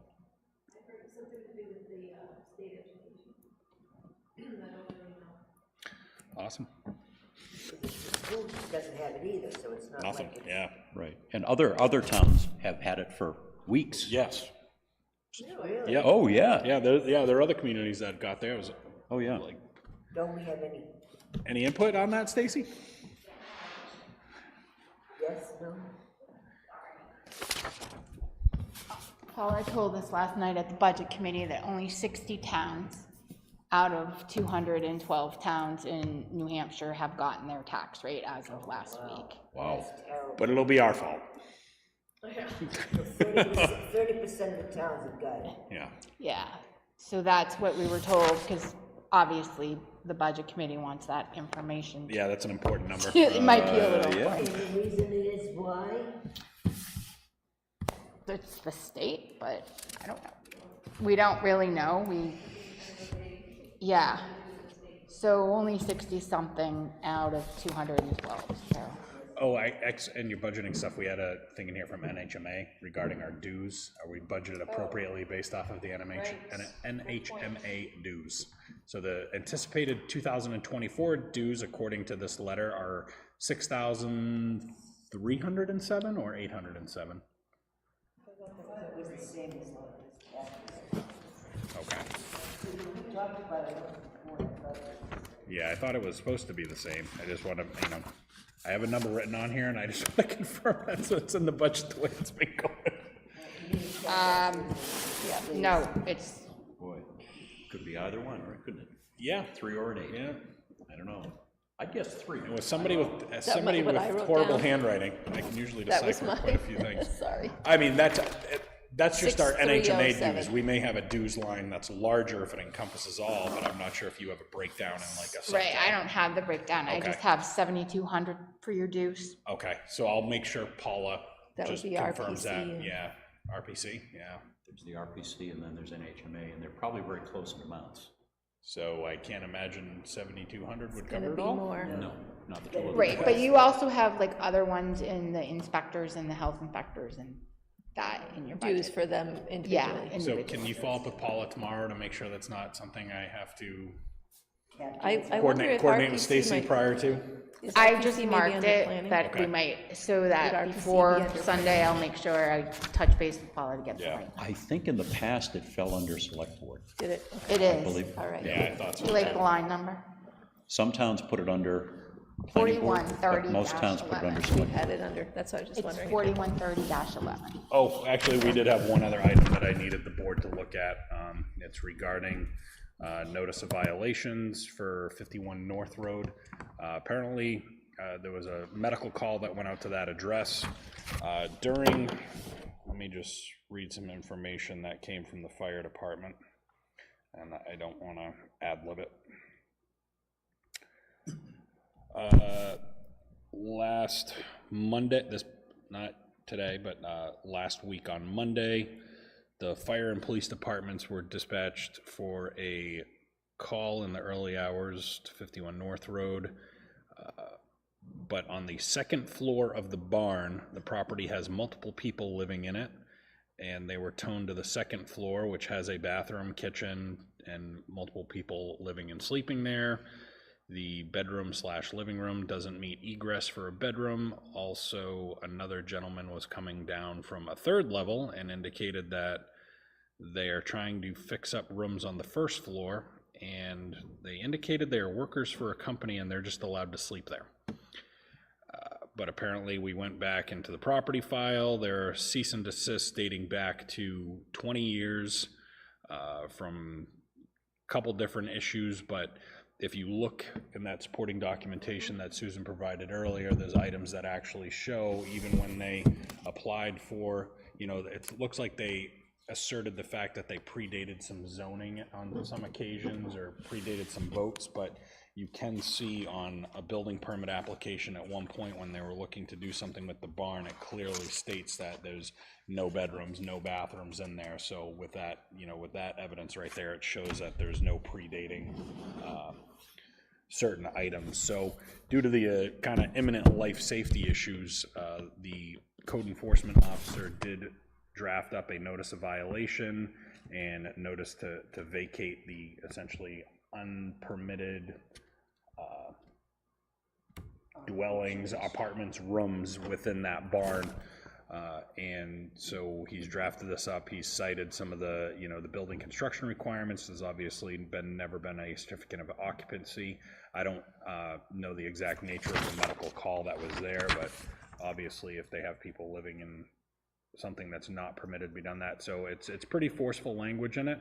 And it is referencing past cease and desists, but it's ordering them to vacate that within 3 days of the receipt of this letter, that the Board of Selectmen will begin the process of assessing fines and penalties if they fail to comply with the cease and desist and vacate the unpermitted areas. And that has gone out, or has It it has not? not yet. It was just drafted this evening by code enforcement, and I figured I'd bring it up, have it come up here so the board could put eyes on it if they had any concerns. It is a very stern, forceful letter talking about immediate repercussions for actions, but I think we should move forward with it. We should probably just send a copy to Huddy so it's on her radar, because it looks like this person has pushed back against these in the past, which is their right to do, but I think legal should just have a heads up that we had to send it out. I don't think we need a formal vote on it. It's really just, I think the building inspector, code enforcement was going to feel more comfortable that the board had eyes on it to see if we had any concerns prior to it going out. I'm fine with it. Okay. All right. So we will send out that he will send out that cease and desist, and he'll probably coordinate with the police chief to serve it.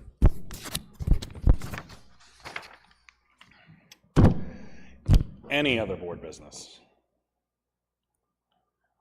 We are adjourned.